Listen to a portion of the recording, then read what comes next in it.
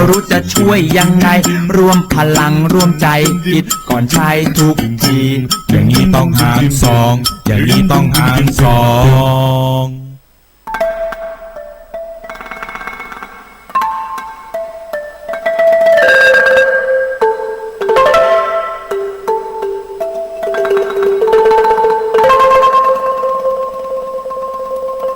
รายการนี้ไม่เหมาะกับเด็กอายุต่ำกว่า15ปีและทุกแถวที่แฝงตัวมาหากินในพระศาสนาผู้ปกครองหรือพระผู้ใหญ่ควรพิจารณาในการรับฟัง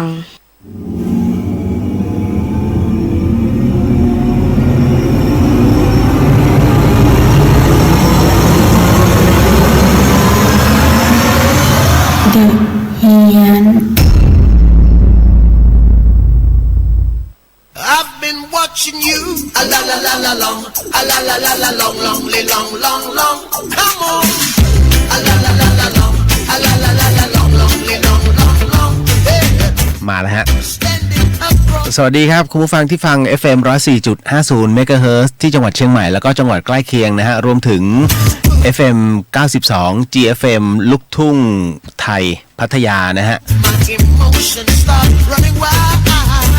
ก็เป็นประจำทุกค่ำคืนนะครับตั้งแต่วันจันทร์จนถึงวันศุกร์แหละแต่ว่าพี่เลียวจัดเนี่ยจันทร์อังคารพุธนะก็คือวันนี้วันสุดท้ายของการจัดนะฮะแต่ต้องบอกก่อนว่าสัปดาห์หน้าถ้าจะยากเพราะว่าผมไม่อยู่ไปเชียงรายนะฮะต้องขออนุญาตด้วยน่าจะจัดอีกทีคือวันพุธนะฮะนะครับลายาวเลย บอกแล้วมันเป็นเงี้ยของดีมีน้อยของดีมีน้อยคลื่น92พัทยารับสัญญาณปกตินะฮะ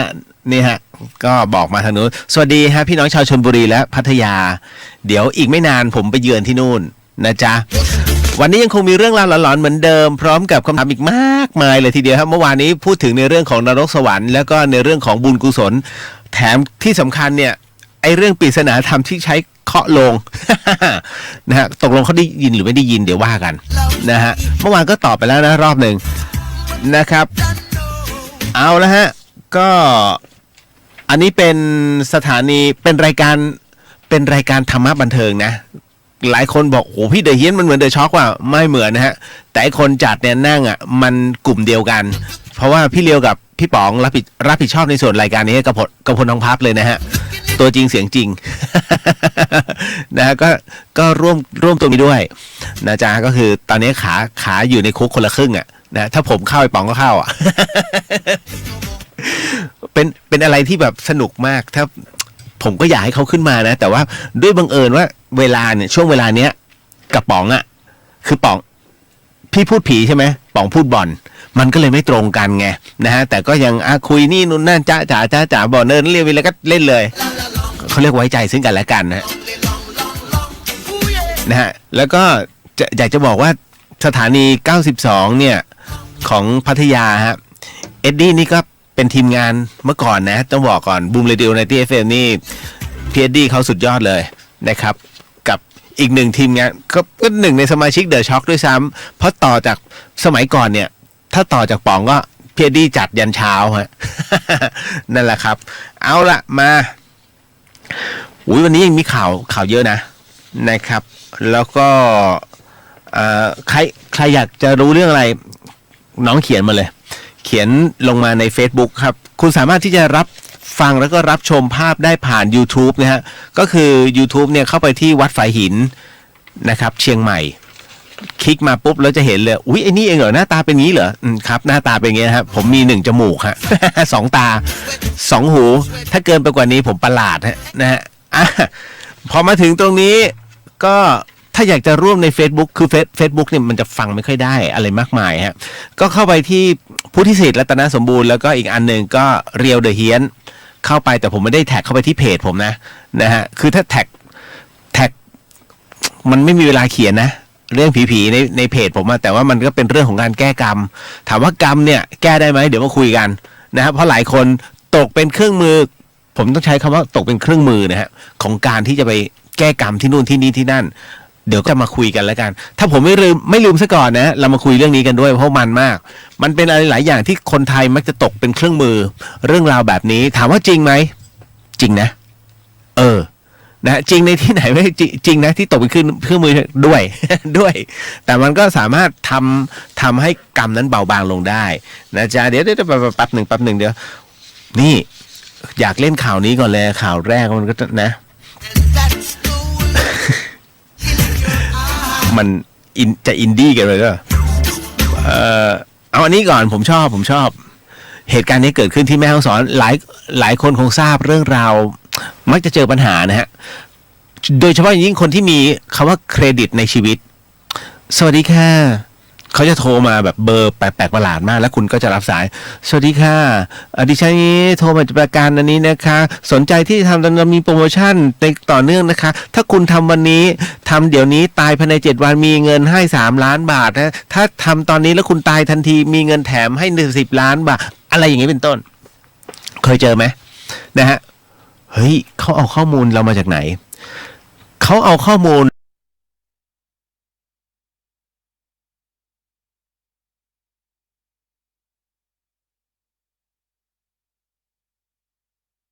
เรามาจากเขาเรียกว่าเวลาคุณไปสมัครเครดิตเนี่ยแต่ละพื้นที่เนี่ยคุณจะต้องกรอกนู่นกรอกนี่นั่นแหละนั่นคือข้อมูลพื้นฐานแล้วเขาจะมีการซื้อข้อมูลพวกนี้ฮะตามแบงก์ต่างๆหรือว่าตามพวกตัวแทนในเรื่องของการขายประกันหรือว่าเขาจะมีการซื้อข้อมูลตัวนี้เขาไม่ได้ขายกันเป็นร้อยหรือเป็นพันฮะเขาขายเป็นแสนเพราะฐานข้อมูลแต่ละคนเนี่ยเวลาเข้ามากรอกมันเสียเวลานะฮะผมไม่แน่ใจว่าเท่าไหร่หมื่นไม่พันคนนี่ได้เท่าไหร่ไม่รู้เขาเป็นการขายฐานข้อมูลลูกค้าคุณจะสังเกตเฮ้ยไอ้แบงค์นี้มันรู้จักเราได้ยังไงวะไอ้นู่นมันรู้โทรศัพท์เราได้ยังไงนะฮะนี่แหละเพราะฉะนั้นมันจึงมีเรื่องราวขนาดนี้เกิดขึ้นสำหรับคนที่ถือบัตรเครดิตก็จะเจอปัญหาแบบนี้ฮะฉันต้องการทำเฉพาะบัตรเครดิตธนาคารไม่ได้ต้องการที่จะทำประกันชีวิตนอกเหนือไปจากนี้เพราะมันรำคาญถูกไหมอันนี้เหมือนกันฮะอัยการสาวครับเขาก็แชร์ย้อนเกล็ดขายประกันทางโทรศัพท์ลั่นเลยจะเอาถึงคุกแล้วก็ถึงกับปิดกิจการไปเลยฮะเพราะเรื่องนี้ผู้สื่อข่าวเขาก็รายงานจริงๆมันมีเรื่องราวตัวนี้มาตั้งแต่2 วันแล้วนะ นะฮะเป็น Facebook ที่ระบุเลยนะฮะว่าหมวยสังหารซึ่งเป็นอัยการหญิงจังหวัดแม่ฮ่องสอนนะเธอเล่าเรื่องราวที่อาจเป็นอุทาหรณ์แก่ประชาชนโดยทั่วไปเนื้อหามันเป็นตรงนี้ฮะก็คืออุทาหรณ์สอนใจคนโลภและโลภกับผิดคนนะฮะเขาบอกงี้ว่ามาโลภกับหมวยสังหารภาค 1เมื่อ2 วันก่อนเนี้ยมีบริษัทประกันหนึ่งโทรมาเสนอขายประกันกับเราก็บอกว่าไม่เอาประกันอุบัติเหตุมีแล้วพนักงานก็บังคับเน้นว่าทุกคนที่มีบัตรเครดิตของกรุงศรีกสิกรกรุงไทยมันต้องมีเราก็บอกไม่เอาค่าธรรมเนียมเท่าไหร่เหรอมันบอก 2,950 คุณพระช่วย 2,590 เราก็บอกไม่สนใจมันก็พูดรายละเอียดหน้าบัตรเครดิตเราถูกหมดทุกอย่างฮะเห็นไหมเขารู้ได้ไงเห็นไหมเพราะแบงค์ขายฐานข้อมูลไงนะเดี๋ยวจะไปกล่าวหาเขาเอาเรียกว่าอาจจะมีการลักลอบดีกว่าใช้คำว่าลักลอบในการขายนะฮะพื้นฐานของบุคคลต่างๆเนี่ยให้กับไอ้บริษัทที่มันเป็นตัวแทนทั้งหลายเนี่ยฮะพอมาถึงตรงนี้เขาก็บอกว่าคือมันพูดรายละเอียดหน้าบัตรเครดิตของเราถูกต้องหมดเลยแล้วมันให้เราพูดตกลงว่าจะต้องจะรับเอกสารไปดูแล้วก็ย้ำว่าถ้าพี่ไม่ชอบไม่ต้องจ่ายเงินเราก็เลยถามกลับไปว่าจ่ายเงินไงเหรอมันก็บอกจ่ายหน้าเคาน์เตอร์เราถามว่าไม่ใช่มาตัดบัตรเครดิตพี่นะมันบอกไม่ตัดสบายใจได้และจะมีเจ้าหน้าที่ติดต่อแล้วติดตามตลอดนะฮะติดตามผลตลอดไม่ต้องห่วงสักพักหนึ่งมันโทรมาบอกเราเว้ยบอกว่าตัดบัตรเราไป 2,950 บาทเราก็เม้งเลยเฮ้ยคุณไม่มีสิทธินะมันวางหูใส่เลยนะฮะและไม่สามารถติดต่อได้อีกเลยฮะไอ้บริษัทตัวแทนนี้นะฮะคุณคนนี้หมวยสังหารนี่ก็เลยบอกว่าข้าพเจ้าจึงโทรศัพท์โทรหาบัตรเครดิตซึ่งมีการตัดบัตรไปจริงเราจึงบอกเล่าเรื่องทั้งหมดทางบัตรเครดิตจึงติดต่อทางบริษัทประกันให้นะฮะเราก็คุยกับบริษัทประกันมันปัดความรับผิดชอบทันทีบอกว่าเป็นเรื่องของโบรกเกอร์ที่หนึ่งเราโทรไปหาโบรกเกอร์พอบอกว่าขอร้องเรียนมันวางหูใส่เราเลยเขาก็บอกอย่างนั้นมันวางหูใส่เรา เราก็เลยโทรไปอีกรอบหนึ่งมันบอกคืนเงินแล้วแต่ทางบัตรเครดิตบอกว่าไม่มีการคืนเงินไม่มีการวางเงินคืนแต่อย่างใดเล่นผิดคนซะแล้วน้องและนี่คือวิธีการนะฮะฆ่ามันแบบเลือดเย็นใครเจอแบบนี้แนะนำให้ทำนะฮะแล้วฆ่ามันให้หมดจากสังคมอัยการแนะนำอย่างนี้ครับคุณผู้ฟังใครที่เคยเจอแบบนี้แล้วโดนตัดบัตรเครดิตนะครับสเต็ปแรกอัยการบอกว่าเราเข้าไปหาข้อมูลบริษัทโบรกเกอร์นะฮะไอ้ที่มันตัดบัตรเครดิตแล้วมันจะมีอยู่นะชื่อมันจะมีอยู่นะโบรกเกอร์นะเก็บไว้ให้หมดตั้งแต่กรรมการผู้จัดการเลยนะฮะเข้าไปดูในเน็ตมันมีหมดนะครับตั้งแต่กรรมการผู้จัดการที่ตั้งจำนวนเงินที่จดทะเบียนวัตถุประสงค์ของการจดทะเบียนนะฮะคือใช้เงินจดทะเบียนไอ้ตั้งบริษัทโบรกเกอร์เนี่ยใช้เงินจำนวนเท่าไหร่ถ้าจดเกี่ยวกับเรื่องเงินทองนี่มันต้องมีหลักประกันเป็น10 ล้านขึ้นไปนะฮะสเต็ปที่2อัยการบอกว่าเราโทรไปที่ธนาคารต่างประเทศขออภัยเราโทรไปธนาคารแห่งประเทศไทยนะฮะถามธนาคารแห่งประเทศไทยก็แบงก์ชาตินั่นแหละนะฮะถามวิธีการจัดการธนาคารที่เขาเอาข้อมูลบัตรเราไปเปิดเผยและตัดเงินเราไปโดยไม่ได้รับอนุญาตนะฮะถามเลยวิธีการมันทำยังไงคะทางธนาคารแห่งประเทศไทยก็จะบอกวิธีการคุณก็จดไว้นะสเต็ปที่3โบรกเกอร์โทรมาขอโทษคือคุณโทรไปแล้วนะโบรกเกอร์โทรมาขอโทษเราก็พูดไปว่าไม่ต้องมาขอโทษเสียหายไปแล้วพี่จดเบอร์และเวลาโทรไว้หมดเอาชื่อพนักงานที่ใช้เบอร์ต่อไปนี้โทรมาตามเวลาต่อไปนี้มาให้หมดนะฮะเขาจดไปเลยนะอัยการจดเลยมันโทรมาตอนกี่โมงเพราะในนั้นมันจะมีรันไงนะเพราะเป็นเครื่องออฟฟิศนะครับและกรรมการบริษัทคุณเนี่ยชื่ออะไรบริษัทอยู่ไหนมันไม่กล้าตอบบอกว่าขอโทษแค่อยากได้เงินเราก็เลยทำก็เลยทำไปเราก็เลยบอกว่าเอาชื่อนามสกุลแล้วก็เลขใบอนุญาตให้เป็นนายหน้าประกันของทุกคนที่โทรมาหาพี่เนี่ยเอามาไม่งั้นพี่จะบอกกรรมการบริษัทน้องกรรมการบริษัทน้องมี6 คนถูกไหมชื่อนี้สกุลนี้ที่ตั้งบริษัทอยู่นี่ใช่ไหมมันช็อกค่ะมันช็อกเฮ้ยรู้ได้ไงวะแล้วก็บอกว่าใช่จนเราได้ชื่อคนที่มันหลอกตัดเงินเรามาเนี่ยครบทุกคนพร้อมเลขใบประกอบการทั้งหมดจากนั้นเราก็บอกว่าน้องรู้ไหมว่าการกระทำของพวกน้องเนี่ยเป็นการกระทำความผิดอาญาทางแผ่นดินและร้ายแรงมากจะชดใช้ค่าสินไหมพี่เท่าไหร่มันบอกว่าไม่มีเงินหรอกเราก็เลยบอกว่านั่นมันเรื่องของคุณพูดเองว่าอยากได้เงินเลยทำแบบนี้ถ้าพี่บอกว่าพี่ไม่มีเงินเหมือนกันล่ะคุณเลวมากเห็นแก่ตัวไม่ต้องกลัวนะพี่จะเอาเรื่องทุกทางโอ้โหเจออัยการเข้าไปฮะจากนั้นก็บอกว่าทางแรกนะอัยการบอกเลยพี่เอาคดีอาญาแน่นอนมานอนเล่นในคุกไหมที่แม่ฮ่องสอนบรรยากาศดีนะโอ้แน่นอนฮะอำเภอเมืองแม่ฮ่องสอนนี่ขุนเขาทั้งนั้น คุณจะไม่เชื่อเลยเฮ้ยนี่อำเภอเมืองเหรอเนี่ย นะฮะอันที่2ทางที่2ฮะที่จะส่งจดหมายนะรายงานพฤติกรรมพวกน้องไปที่บริษัทน้องมันก็บอกว่าสงสารเธอค่ะพวกหนูจะโดนพักงานอยู่แล้วเราบอกเรื่องของคุณยังไม่สะสมค่ะยังไม่สะสมนะฮะทางที่3คือโบรกเกอร์คุณเนี่ยคุณโคกับบริษัทประกันใช่ไหมพี่จะร้องกรมการประกันภัยให้ถอนใบอนุญาตประกอบกิจการของบริษัทคุณทางที่4พี่จะร้องให้ถอดใบอนุญาตประกอบอาชีพประกันภัยของน้องโอ้โหทางที่5นะฮะพี่จะฟ้องแพ่งเอาค่าเสียหายให้ถึงที่สุดแล้วเราก็ไปแจ้งความบอกตำรวจว่าถ้ามันไม่ที่สุดห้ามหยุดเด็ดขาดแล้วเราก็ส่งทั้งเมลและจดหมายลงทะเบียนไปลุยทั้งโบรกเกอร์และก็บัตรเครดิตวันนี้โบรกเกอร์โทรมาเรียกว่าท่านพอรู้แล้วไงนะพอรู้แล้วไงว่าเป็นอัยการเรียกว่าท่านเลยนะฮะถ้ามีรู้ฐานะคงไม่ยอมคืนนะมันบอกได้หมายตำรวจจะขอจ่ายสินใหม่ทดแทนและขอโทษเราก็เลยบอกว่าไม่ต้องขอโทษมันผิดไปแล้วมันพยายามจะให้ค่าสินไหมเราบอกว่าค่ะที่เรียกไปนั้นน้อยไปนะพี่ว่าแต่เอาเหอะอย่างไรก็ตามพี่จะเอาคดีอาญากับผู้เกี่ยวข้องให้ถึงที่สุดมันบอกว่าให้โอกาสน้องเขาไม่ได้เหรอครับหมดหนทางเลยเหรอ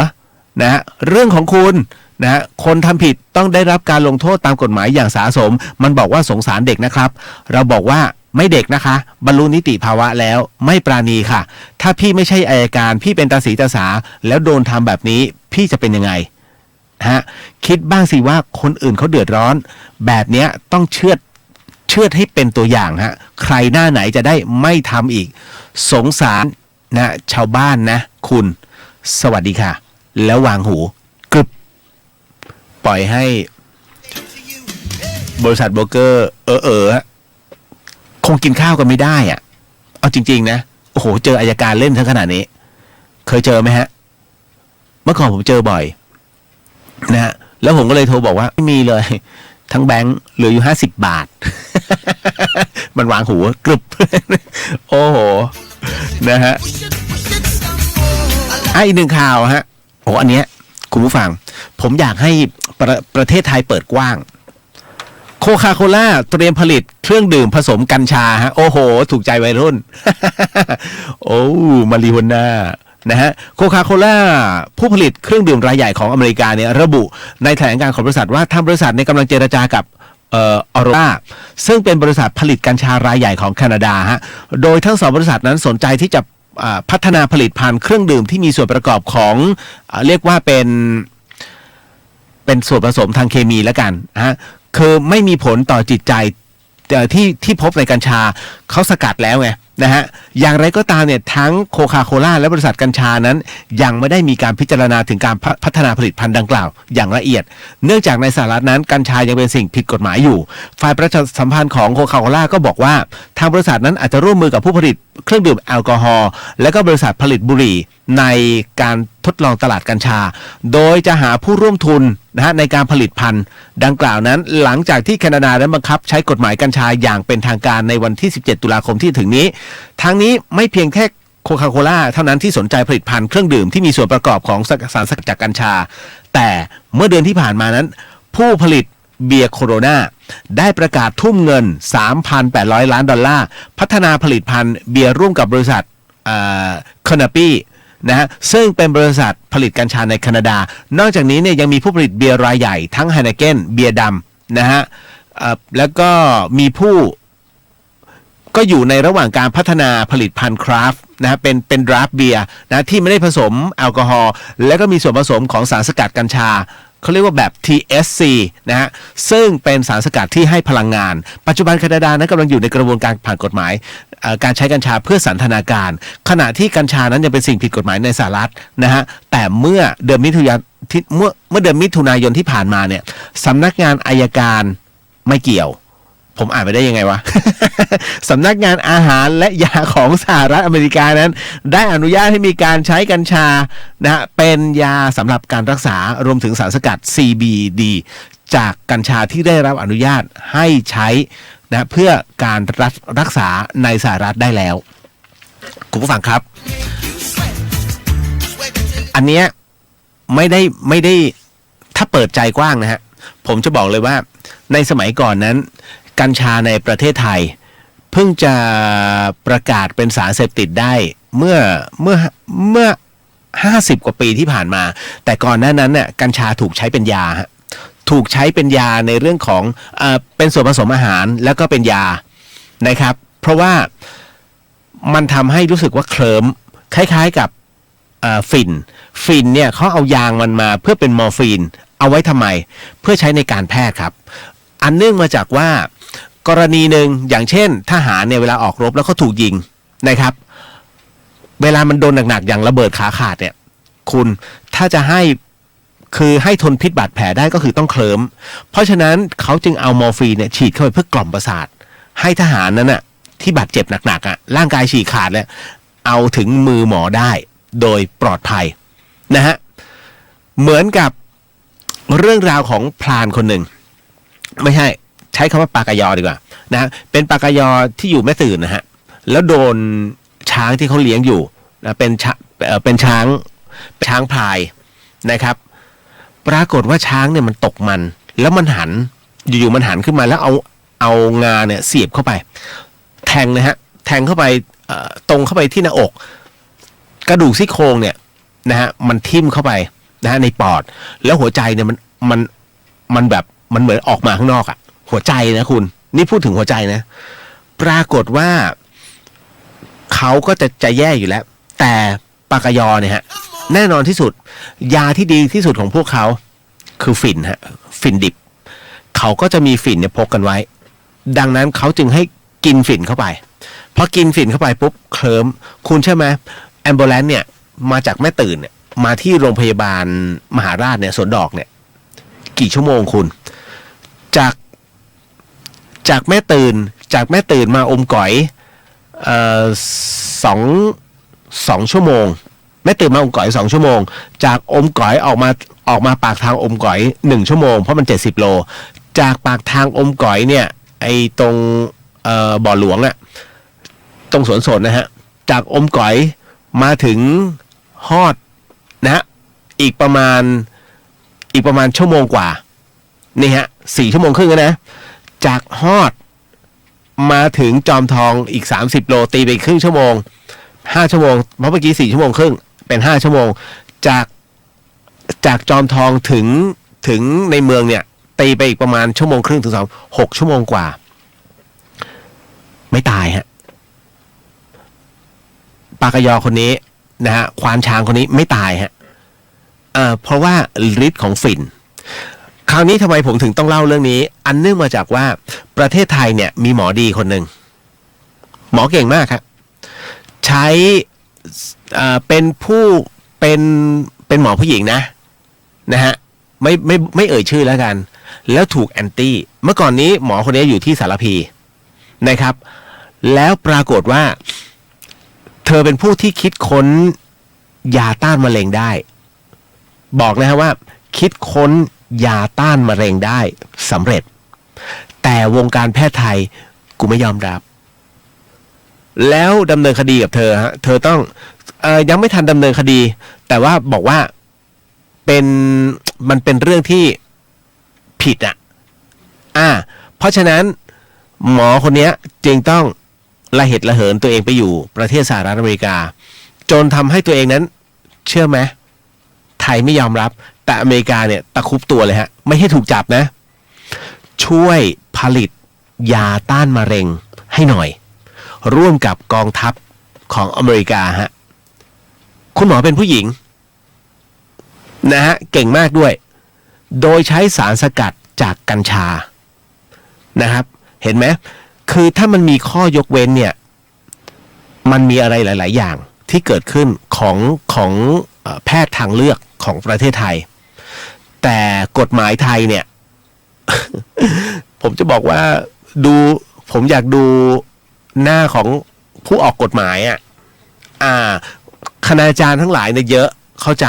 แต่บางอย่างเนี่ยต้องรู้ถึงความเป็นไปของโลกใบนี้ด้วยผมเชื่อมั่นว่ามีผู้เชี่ยวชาญนะแต่มันมีส่วนน้อยไงนะฮะที่แบบว่าเห็นด้วยว่าเฮ้ยมันควรจะเนี่ยไอสารประเภทนี้แสดงว่ามันมีผลดิทำไมกัญชาจึงสูบไปแล้วมันจึงมีผลกับร่างกายทำให้เขาบอกเป็นสารเสพติดแล้วมันทำให้เคิร์มมันต้องมีสารบางอย่างสิที่ทำให้ไอ้ตรงเนี้ยมันสามารถสกัดเป็นยาได้แล้วหมอคนนี้ซึ่งเป็นคนไทยเนี่ยเจอก่อนเลยฮะแต่โดนแอนตี้ทำไมจึงโดนแอนตี้ก็เพราะว่าบริษัทยาทั้งหลายเนี่ยมันเสียผลประโยชน์เห็นไหมอย่างหมอแสงโอ้โหเสียผลประโยชน์มากเลยฮะที่รักษาคนที่เป็นมะเร็งต่างๆสุดท้ายหมอแสงเลยร่วมกับบริษัทยาเลยนี่ร่วมกับบริษัทยาตรงนี้เพื่อจะทำการที่จะเอาสูตรยาตัวนี้ฮะให้มันถูกกฎหมายซะทั้งที่แกแจกฟรีตลอดเขาเรียกมันมีการอิจฉาและเสียประโยชน์เกิดขึ้นนี่คือประเทศไทยฮะอย่าแปลกใจว่าทำไมประเทศไทยเป็นประเทศที่ก้าวได้ช้ามากล้าหลังมากนะฮะอย่างเรื่องบางเรื่องเนี่ยฮะมนุษย์ของเรามีสามัญสำนึกในเรื่องของคำพูดวอร์ดคำพูดแต่นักการเมืองไทยต้องบอกมันต้องตีความก่อนนะนี่นู้นมึงไม่ต้องตีฝรั่งมันไม่ตีความประเทศไทยเป็นการเมืองที่ตีความมากที่สุดในโลกฮะคือมึงเข้าใจภาษาไทยยาก1 คำเนี่ยมันสามารถแปลไปนู่นแปลไปนี่เฮ้ยไม่จำเป็นเด็กมันยังรู้เลยว่าแปลนี้ขนาดนักการเมืองถ้ามัวเป็นนักการเมืองแล้วต้องไปตีความเยอะขนาดนี้ไม่มีการพัฒนาประเทศนะผมว่าเลิกเถอะแล้วเชื่อไหมหน้าเก่าๆแหมจะไปเข้าการเมืองเดี๋ยวมันก็ไม่ดีผมจะบอกเลยเกือบทุกพรรคไอ้คนเก่าๆทั้งนั้นไอ้คนที่ไม่มีประสิทธิภาพนะมันมาลงเลือกตั้งกันใหม่เลือกปะ ผมก็โอ้ยถ้าได้นี่มาเหมือนเดิมอ่ะต้องตีความครับอ๋อไม่ได้ครับเดี๋ยวรอรายงานครับผมเหมือนเดิมฮะย่ำอยู่กับที่เหมือนเดิมนี่อ่ะพอพูดถึงตรงนี้ก่อนสารสกัดของกัญชาก่อนทำไมหมอคนนี้จึงสหรัฐจึงดึงตัวไปเพราะเธอเก่งมากแต่คนไทยไม่ยอมรับอยู่เชียงใหม่ด้วยนะแล้วคลินิกเธออยู่ที่สารพีตัวเธอไม่อยู่แต่ลูกน้องอยู่เป็นการรักษาให้ฟรีผมถึงได้บอกว่าเอาใครที่มีปัญหาเรื่องมะเร็งระยะที่4เลยนะที่บอกว่าไม่ไหวแล้วอะมาคุยกันก่อนนะฮะผมไม่ได้เก่งเพียงแต่ว่าผมจะลองคุยกับผู้ช่วยของคุณหมอท่านนี้ดูก่อนนะฮะเพราะว่าไหนหมอเขาไม่เอาเลยไงถูกไหมก็มันระยะ4แล้วอะนั่งรอคีโมแต่ที่อเมริกาเนี่ยระยะที่4ยังอยู่ได้เป็นปีเลยฮะมันน่าแปลกใจมากผมถึงต้องเอาข่าวโค้กเนี่ยที่เขาจะไปร่วมกับไอ้บริษัทของแคนาดาเนี่ยฮะ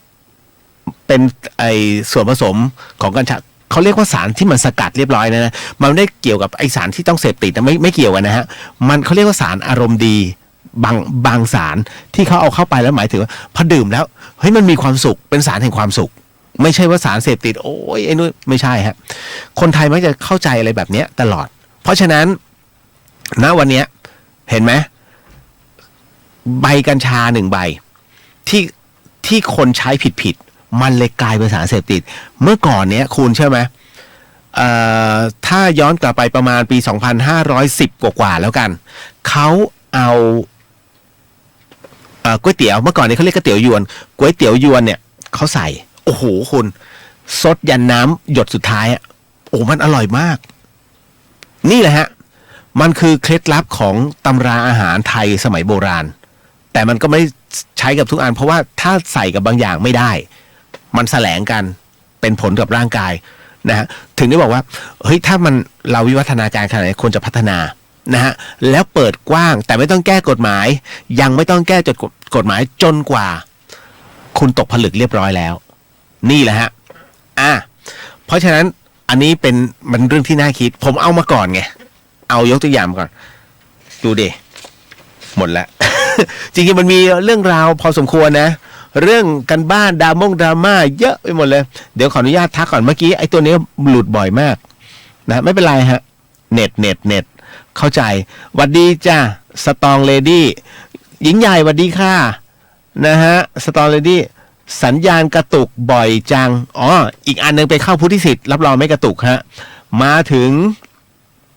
เดี๋ยวนะคุณบัญชาให้นะฮะสวัสดีครับบัญชาไม้ทองคำหัวใจไม้ทองคำสตรองเดลี่เดี๋ยวมันก็คงไปทำกับคนอื่นอีก อันนี้เรื่องไหนเนี่ยเดี๋ยวนะฮะคุณบัญชาบอกดีใจจังครับที่ได้มาฟังนะฮะคือถ้าอันนี้กระตุกผมจะไลฟ์อยู่สองเฟซด้วยกันข้ามไปอีกเฟซหนึ่งได้แต่ถ้าคิดว่าเฮ้ยมันไม่ได้อรรถรสว่ะคุณเข้าไปที่ YouTube นะฮะ YouTube เนี่ยคุณเข้าไปที่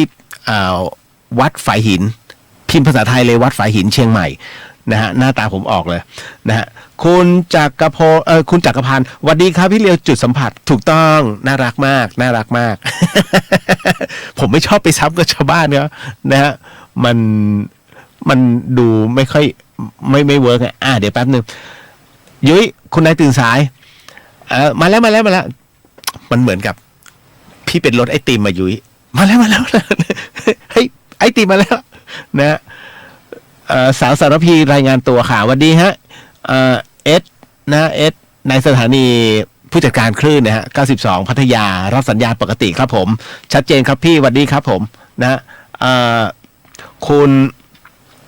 ภาคภูมิใช่ไหมไฮแอนสวัสดีครับพี่เลียวสวัสดีฮะคุณยายตื่นคุณมีเรื่องถามพี่เลียวพระเจ้าทันใจพม่าเวลาเราขอพรเนี้ยต้องขอเป็นภาษาไทยหรือพม่าถ้าภาษาไทยท่านจะเข้าใจไหมพระทันใจยุ้ยยังพอเข้าใจ น่ารักมากน้องแหมอยากให้รางวัลจริงๆนะ คืออย่างนี้คุณเห็นใช่ไหมฮะที่พระชี้นิ้วอะของแท้อยู่ที่พม่านะของเทียมอยู่ประเทศไทยเยอะมากเยอะอะไรที่แบบเฮ้ยเขาดีอะกูสร้างหมดอะประเทศไทย ของแท้ที่ว่ากันไปเนี่ยฮะเขาจะผูกเขาจะมีผ้ามีผ้าสำหรับผูกนะฮะเข้าไปแล้วเอาหมวนเอาตังม้วนแล้วก็สอดไปที่มือนะครับ แล้วก็ใช้ผ้าเนี่ยคล้องผมเคยไปแล้วที่พม่านะฮะแล้วเขาก็บอกว่าเนี่ยอะไรล่ะศักดิ์สิทธิ์มากขออะไรได้หมดเลยทุกอย่างเลยไอ้ด้วยนี่แล้วก็จะมีคนแบบคือเราก็ไม่ได้ว่าอะไรไงเราก็ศรัทธาแต่มันก็มีคำถามพี่ถามเหมือนยุ้ยพี่ถามในใจอยู่พม่าแต่ขอประเทศไทยท่านรู้เหรอท่านรู้เหรอแต่อันนี้แบงค์ไว้ก่อนฮะแล้วถ้าขอที่ประเทศไทยเนี่ยเป็นเทพไหมเป็นเทพฮะเป็นเทพชั้นจาตุมหาราชิกาทุกอย่างเกิดขึ้นจากพลังศรัทธาผมไม่ได้บอกว่าปลอมนะฮะเพียงแต่ว่าของที่ทำเรียนแบบขึ้นมักจะเกิดขึ้นที่ประเทศไทยแต่ทั้งหมดทั้งมวลนั้นก็จะมีเทพนี้เป็นเทพของจาตุมหาราชิกาที่ต้องการสร้างบารมีเพราะว่าถ้าเห็นปุ๊บเนี่ยแน่นอนที่สุดฮะสวรรค์ชั้นนี้ผมเคยเล่าเรื่องของวิญญาณคุณแคล้วไปแล้วถูกไหมนะฮะว่าจะมีประเภทหนึ่งเขาเรียกเทวดาตกสวรรค์เทวดานั้นบุญใกล้จะหมดจะรู้ตัวทันทีว่าบุญเรากำลังจะหมดเดี๋ยวล่วงลงนรกเพราะฉะนั้นนะตรงเนี้ยเราจึงต้องบำเพ็ญต่อบำเพ็ญยังไงต้องให้โชคให้ลาภเพราะให้โชคให้ลาภปุ๊บคนดีใจเกิดลาภสักการะเกิดขึ้นโอ้โหเข้ามาเลยคราวนี้แสดงว่าเราได้ผลนี่มันเป็นการอย่างเขาเรียกต่อบุญฮะเป็นการต่อบุญเป็นลูกโซ่เพราะฉะนั้นณตรงนี้เองถึงได้บอกว่าเป็นเทวดาของสวรรค์ชั้นจาตุมหาราชิกาทำงานคราวนี้กลับมาที่พม่าที่มันเป็นคำถามเนี่ยว่าแล้วคนไทยไปขอเนี่ยรู้ไหมผมให้คุณนึกถึง Google เวลาคุณไม่รู้ภาษาเนี่ย Google จะมีการแปลให้ถูกไหมมันแปลเบ็ดเสร็จเลยตึกอยากรู้ภาษาจีนปุ๊บอยากเขียนเป็นภาษาจีนปุ๊บคุณปรับปุ๊บมันเป็นภาษาจีนเลยตึ้งนะฮะเขาเขียนภาษาจีนมาคุณไม่รู้ภาษามันแปลให้เป็นไทยตึ้งเหมือนกันฮะเทพเหมือน Google เลยเพราะฉะนั้นเนี่ยท่านอธิษฐานปุ๊บจะรู้ทันทีว่าไอคนที่มาขอนี่มันภาษานี้แรกๆเทพอาจจะงงๆหน่อยถ้าประเภทพวกอินเดียไปภาษาอะไรวะเดี๋ยวขอสแกนก่อนอินเดียขออธิษฐานก่อนขอให้ฟังภาษาอินเดียรู้เรื่องของภาษาอินเดียรู้เรื่องของภาษาฟังให้ภาษาอินเดียรู้เรื่องปึ้งรู้ทันทีว่าไอ้นี่ขอนี้แต่บางทีท่านอาจจะสลับ Data นานไปนิดนึงเดี๋ยวไทยเดี๋ยวจีนเดี๋ยวอินเดียเดี๋ยวแอฟริกันโอ้ยตาย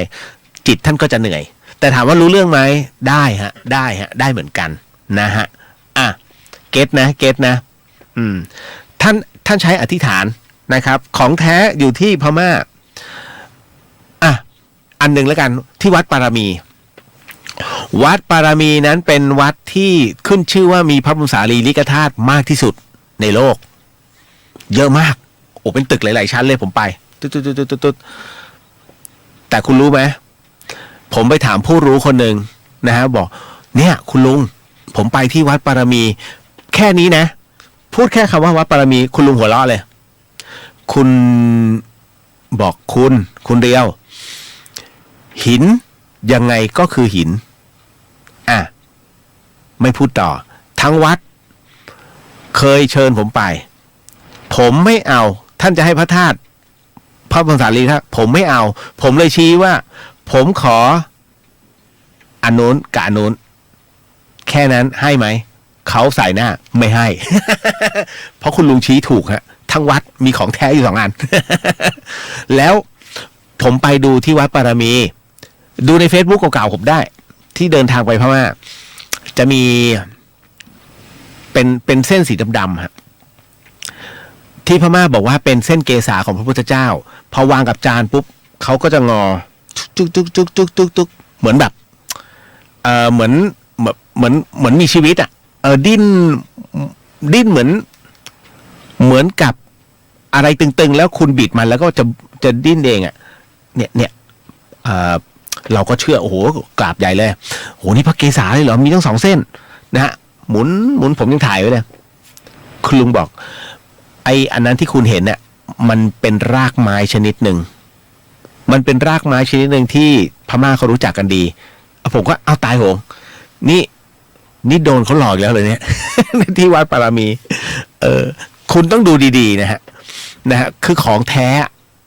มันไม่ใช่มันเห็นกันง่ายๆไงแต่ถ้าเห็นได้มันก็จะเป็นบุญตาของเทียมมันเยอะมากแต่ในของเทียมมันก็ยังมีของแท้เขาเรียกตาดีได้ตาร้ายเสียเหมือนที่คุณลุงแกเตือนนะฮะนั่นแหละเห็นไหมตอบแล้วนะยุ้ยนะฮะสวัสดีฮะคุณแนสซารี่นะครับสวัสดีค่ะคุณมาแล้วจิกากุมาแล้วที่แปลว่านรกน่ารักใช่ไหมสวัสดีครับพี่เรียวมาอีกแล้วนะไอ้กระจังสวัสดีครับพี่สวัสดีครับพี่เรียวสวัสดีครับไอ้แม่สวัสดีครับพี่เรียวคุณธนวัฒน์สวัสดีครับพี่เรียวแวะมาทักทายรอฟังย้อนหลังพรุ่งนี้ครับคุณพระช่วยเหมือนจะเป็นกำลังใจ เขามาแป๊บเดียวเขาก็ไปนะมุกมิกสวัสดีค่ะน้องเมย์พี่เรียวคะหนูอยากรู้เรื่องผีฝรั่งค่ะผีฝรั่งก็น่ากลัวเหมือนกันหนูชอบเข้าไปอ่านแล้วก็ดูคลิปมันแปลกดีค่ะไม่เหมือนผีบ้านเราพอจะมีเรื่องเล่าไหมคะต้องเล่าเรื่องของอาจารย์ดร.กมลพรนะเดี๋ยวค่อยเล่าแป๊บหนึ่งเจเจสวัสดีฮะสวัสดีครับพี่เรียวรายงานตัวครับวันนี้ฟังในวัดอยู่ใช่ไหมเจเจ ก้าวสวัสดีครับคุณพี่สวัสดีฮะคุณน้องนะฮะคุณจิตพัฒน์สวัสดีครับพี่เรียวสวัสดีฮะเจเจบอกทุกวันนี้ฝิ่นประเทศไทยถ้าปลูกเองก็ได้สบายมากอมก๋อยที่พี่ว่าก็เป็นพื้นที่พิเศษทางทหารประเทศไทยไม่น่าต้องเสียเงินซื้อจากต่างประเทศเลยฮะอันนั้นเห็นแล้วฮะก็มีเป็นพื้นที่เขาเป็นเขตอนุรักษ์เพื่อผลิตยาโดยเฉพาะสตองเลดี้สัญญาณกระตุกนะฮะคุณอะไรอ่านว่าวลักษ์ใช่ไหมสวัสดีครับพี่เลียวดีจังอยู่กระบี่ก็ได้ฟังจริงดิสุดยอดนะฮะบัญชาสวัสดีครับไตเติ้ลทักทายแล้วไตเติ้ลก็ไปตามฟอร์มอย่าเลยฉันรู้บัญชาสวัสดีครับพี่ไตเติ้ลสวัสดีพี่เรียวสวัสดีจ่าพี่เติ้ลนะฮะเพื่อนพี่ฮะเจบอกว่ามันจะมีคนไม่กี่คนที่คัดค้านอะไรบางอย่างเช่นเดียวกับ CP ที่จะครองอะไรหลายอย่างผลประโยชน์ที่พี่ว่านั้นเลยพอดีมันมีข่าวเซเว่นนะตอนนี้ออมสินสามารถฝากได้24ชั่วโมงที่เซเว่นฮะ แย่แล้วนะฮะอีกหน่อยประเทศไทยจะถูกกำหนดราคาข้าวแล้วก็ราคาพืชรวมถึงราคาไข่นะฮะถ้าใครไม่ได้เลี้ยงไก่เองไข่แพงฮะเพราะว่าพื้นที่ทั้งหมดนั้นจะถูกนายทุนกว้านซื้อและกำหนดราคาข้าวไม่ใช่รัฐบาลกำหนดแต่ผู้ที่ลงทุนคือผู้กำหนดชาวนาเจเนอเรชันนี้ถูกกว้านซื้อที่ดินก่อนนะสเต็ปแรกเจเนอเรชันต่อไปที่เป็นแผนการต่อไปคือจ้างชาวนาทำนาแล้วกำหนดราคาข้าวเกิดขึ้นคนไทยอาจจะได้กินข้าวในราคาถูกข้าวดีแต่ในขณะเดียวกันคนไทยก็อาจจะกินในข้าวในราคาที่แพงมากเพราะเขาเป็นผู้กำหนดถามว่าผิดไหมไม่ผิดนะฮะมันเป็นระบบธุรกิจที่คิดถึงอนาคตเพราะฉะนั้นการลงทุนระบบธุรกิจจึงเป็นแบบนี้แต่ถามว่ามันขึ้นกับเราไงอยากจะขายที่ดินเขาไหมล่ะนะฮะถ้าอยากขายที่ดินก็ขายแต่ถ้าไม่ขายคือมันเป็นเรื่องราวที่อัตคัดพอสมควรแน่นอนธงฟ้านะฮะก็มีเอี่ยวทั้งหมดทั้งมวลก็บริษัทยักษ์ใหญ่เขามีกำลังไงถ้าคุณไปเอาบริษัทในกอในขออาแปะเอาไปทำธงฟ้าไม่ได้อาแปะพังเลยฮะมันยืนไม่ได้นะฮะแต่อันนี้เขามันเงินมันเป็นเงินถังโอ้ยนะฮะวอดไปสักเอเคอร์นึงอ่ะยังไม่กระทบเนี่ยขนตะแข้งยังไม่ล่วงเลยนะฮะเพราะฉะนั้นเนี่ยถึงได้บอกว่าเรื่องบางเรื่องดูลึกๆเรื่องระบบของเศรษฐกิจของประเทศไทยเนี่ยมันจะกลายเป็นอนาคตเป็นระบบผูกขาดของนายทุนนะอันนี้ฝากเอาไว้สำหรับผู้ที่จะเข้ามาแก้ปัญหาบ้านเมืองด้วยนะแต่ส่วนใหญ่ผมก็เห็นอย่างเงี้ยแล้วก็เงียบ ตั้งแต่เกิดมาเลยนะผมเห็นตลอดอะเรื่องราวต่างๆนะไม่ว่าจะเป็นรัฐบาลของประชาชนหรือว่ารัฐบาลทหารท้ายสุดมันจะมีบางอย่างที่คุณจะไม่เคลียร์นะฮะแต่ผมก็เชื่อมั่นว่าประเทศไทยจะไปได้อีกไกลนะฮะช่วยกันเราไม่พูดการเมืองไงแต่เราอยากให้ประเทศไทยไปอีกไกล นะฮะแล้วประชาชนทุกคนสบายนะสาธุนะฮะขอให้ได้มีกินมีใช้ทุกคนเถอะ สตองเลดี้เรื่องการผัวเมียอดีตชาติไอ้นี่ก็จะฟังอย่างเดียวเลยเดี๋ยวเล่าให้ฟังฮะว่าทำไมคนเรานะฮะจึงเป็นคู่ผัวตัวเมียกันแล้วทำไมคนเราจึงต้องทะเลาะกันนะฮะแล้วทำไมคนเราจึงต้องตบตีกันมันคือใครเรากับมันเป็นใครลูกเราทำไมเป็นใครวะแล้วทำไมไอ้เพื่อนของเราคนนี้มันจึงมีอิทธิพลกับจิตใจเราวะมันเกี่ยวเนื่องเกี่ยวข้องฮะคุณผู้ฟังแป๊บหนึ่งเอาเลยป่ะเอาเลยพอดีไม่ต้องอ่านข่าวแล้วข่าวโยนทิ้ง แบบเมื่อวานอีกแล้วไปเรื่องราวตรงนี้แล้วกันฮะสนับสนุนเรื่องราวแบบนี้ฮะได้คำถามแบบนี้ฮะคุณชาวพัทยาถ้าคุณต้องการจะถามอะไรแบบนี้คุณฝากข้อความไว้ได้นะฮะ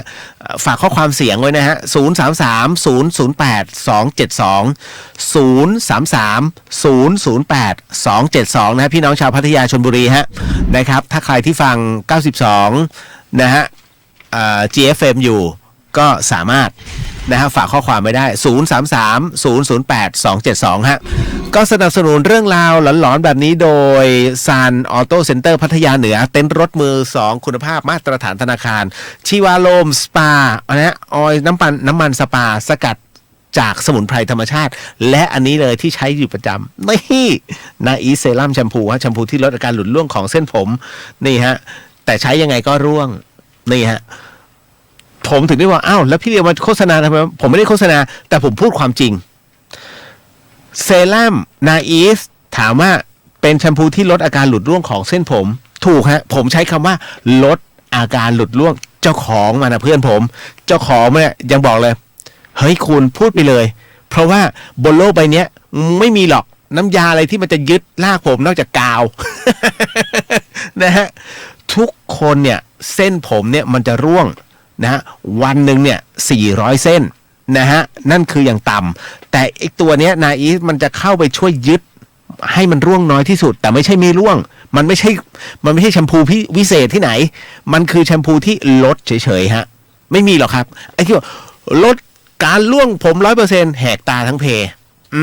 จริงๆคุณแพ้สังขารทุกคนแพ้สังขารแน่นะฮะอันนี้บอกแล้วรายการผมปากหมา ผมก็พูดหมดแหละนะฮะจริงไม่จริงยังไงนะฮะเราก็ต้องพูดความจริงแหละเพราะคนต้องใช้ไม่งั้นเดี๋ยวอย.มาเล่นตายไหนคุณบอกงี้ผมไม่ได้พูดเลยว่ามันจะไม่ล่วงมันล่วงสิ่งที่ผมกำลังจะเล่าให้คุณผู้ฟังได้ยินได้ฟังเรื่องราวต่อไปนี้นั้นอย่าเชื่อนะนั่นดูพอพูดปุ๊บเนี่ยในห้างเขามาเลยนะฮะเจ้าของนาอีสมาผมบอกแล้วนะว่าใช้นาอีสแล้วผมร่วงแต่มันร่วงไม่ตุ่งเป้านะฮะเพราะว่าตรงเป้าของผมร่วงตามธรรมชาติมันเป็นร้อยเส้นแต่ไอเนี่ยมันยึด บอกแล้วนะครับถ้าคุณต้องการคุณเข้าไปในเพจเขานะของนาอีทสิ่งที่ผมกำลังจะเล่าให้คุณผู้ฟังต่อนี้อย่าเชื่อฮะฟังหูไว้หูแล้วก็ใช้วิจารณญาณทุกครั้งในการรับฟังเรื่องราวประเภทนี้ข้อสำคัญเนี่ยผมอยากให้คุณผู้ฟังได้ฟังเป็นนิยายเพราะว่าสิ่งที่ผมกำลังจะเล่าเนี้ยจริงๆถามว่าผมเล่าไหมไม่ใช่ผมเล่าหรอกเป็นเรื่องราวที่ครูบาอาจารย์ได้พูดถึงนะฮะเรื่องราวที่เป็นคำสอนถามว่าต่อกันมาไหมมันมีเรื่องราวและบทพิสูจน์พอสมควรในเรื่องของทางสารคดีและก็เป็นเรื่องราวที่ไม่ใช่เชิงของการสัมภาษณ์และก็ถ่ายทำแต่เป็นการสอนโดยตรงให้เชื่อโดยตรงเพราะฉะนั้นศาสนาพุทธจึงเป็นศาสนาที่กล้าหาญฮะให้คนต้องเชื่อเรื่องนรกสวรรค์วิญญาณนะฮะความดีความชั่วให้เชื่อตรงนี้ให้เชื่อเรื่องของกฎแห่งกรรมนะฮะนั่นคือทำดีได้ดีทำชั่วได้ชั่วนะครับเพราะฉะนั้นตรงนี้ที่ผมบอกผมไม่ให้เป็นต้นฉบับในเรื่องของการเทศเรื่องราวของคำว่าคู่กันนะฮะไม่เคยพูดคนแรกในเรื่องของภพชาติหรือการเกี่ยวเนื่องเกี่ยวข้องบุพเพนิวาสานุสติหรือเป็นบุพเพสันนิวาสต่อกันผมไม่ใช่คนแรกแต่เป็นเรื่องราวที่ครูบาอาจารย์ฮะได้พูดเอาไว้เทศเอาไว้และรายการทีวีอีกหลายรายการได้เคยไปสัมภาษณ์ประเภทนี้คู่ผัวตัวเมียการระลึกชาติในอดีตชาติการระลึกชาติที่เคยเกิดขึ้นมาและพิสูจน์ว่ามีจริงไม่มีจริงเขาไปมาหมดผมถึงบอกว่าอันนั้นคือเรื่องราวตอนที่ทีวีมันมีแล้วแต่ถ้าย้อนกลับไปล่ะ ย้อนกลับไปในสมัยที่ไม่มีทีวีฮะเป็นการสอนปากเปล่าศาสนาพุทธสอนเลยนะว่าเรื่องภพชาติเรื่องเจ้ากรรมนายเวรเรื่องของการเวียนว่ายตายเกิดมันเป็นเรื่องที่คุณหลีกเลี่ยงไม่ได้ฮะมันเป็นเรื่องจริงๆที่เกิดขึ้นผมถึงจะบอกว่ายกตัวอย่างเมื่อวานผมติดเอาไว้ว่านักวิทยาศาสตร์คนไหนที่พูดถึงในเรื่องของพระพุทธศาสนากับวิทยาศาสตร์เนี้ยนะฮะคือมันเป็นเรื่องเดียวกันนั่นก็คือศาสตราจารย์โรเบิร์ตเทอร์แมนแห่งมหาวิทยาลัยโคลัมเบียสหรัฐอเมริกาได้อธิบายถึงความสอดคล้องนะระหว่างคำสอนขององค์พระสัมมาสัมพุทธเจ้ากับทฤษฎีควอนตัมฟิสิกส์ในปัจจุบันมันเป็นเรื่องเดียวกันพระพุทธเจ้านั้นค้นพบมา 2,500 กว่าปีอีวิทยาศาสตร์เพิ่งจะค้นพบไปไม่ถึง50 ปีเห็นไหมความต่างกันเนี่ยนะฮะมันจึงเกิดขึ้นพอสมควรเพราะฉะนั้นจึงพูดได้ตามหลักเลยฮะนะฮะผมพูดได้กล้าพูดความจริงว่าไอ้สิ่งที่จะพูดต่อไปนี้มันเป็นเรื่องราวที่ครูบาอาจารย์สอนกันมานะครับเพราะฉะนั้นอย่างน้องถามว่าไอ้เรื่องกรรมของผัวเมียในอดีตชาติมันเกี่ยวข้องไหมแน่นอนที่สุดฮะคนทุกคนเกิดมาบนโลกใบนี้คุณมันจะเจอกันได้ยังไงถ้าคุณไม่ทำบุญร่วมชาติตักบาตรร่วมขัน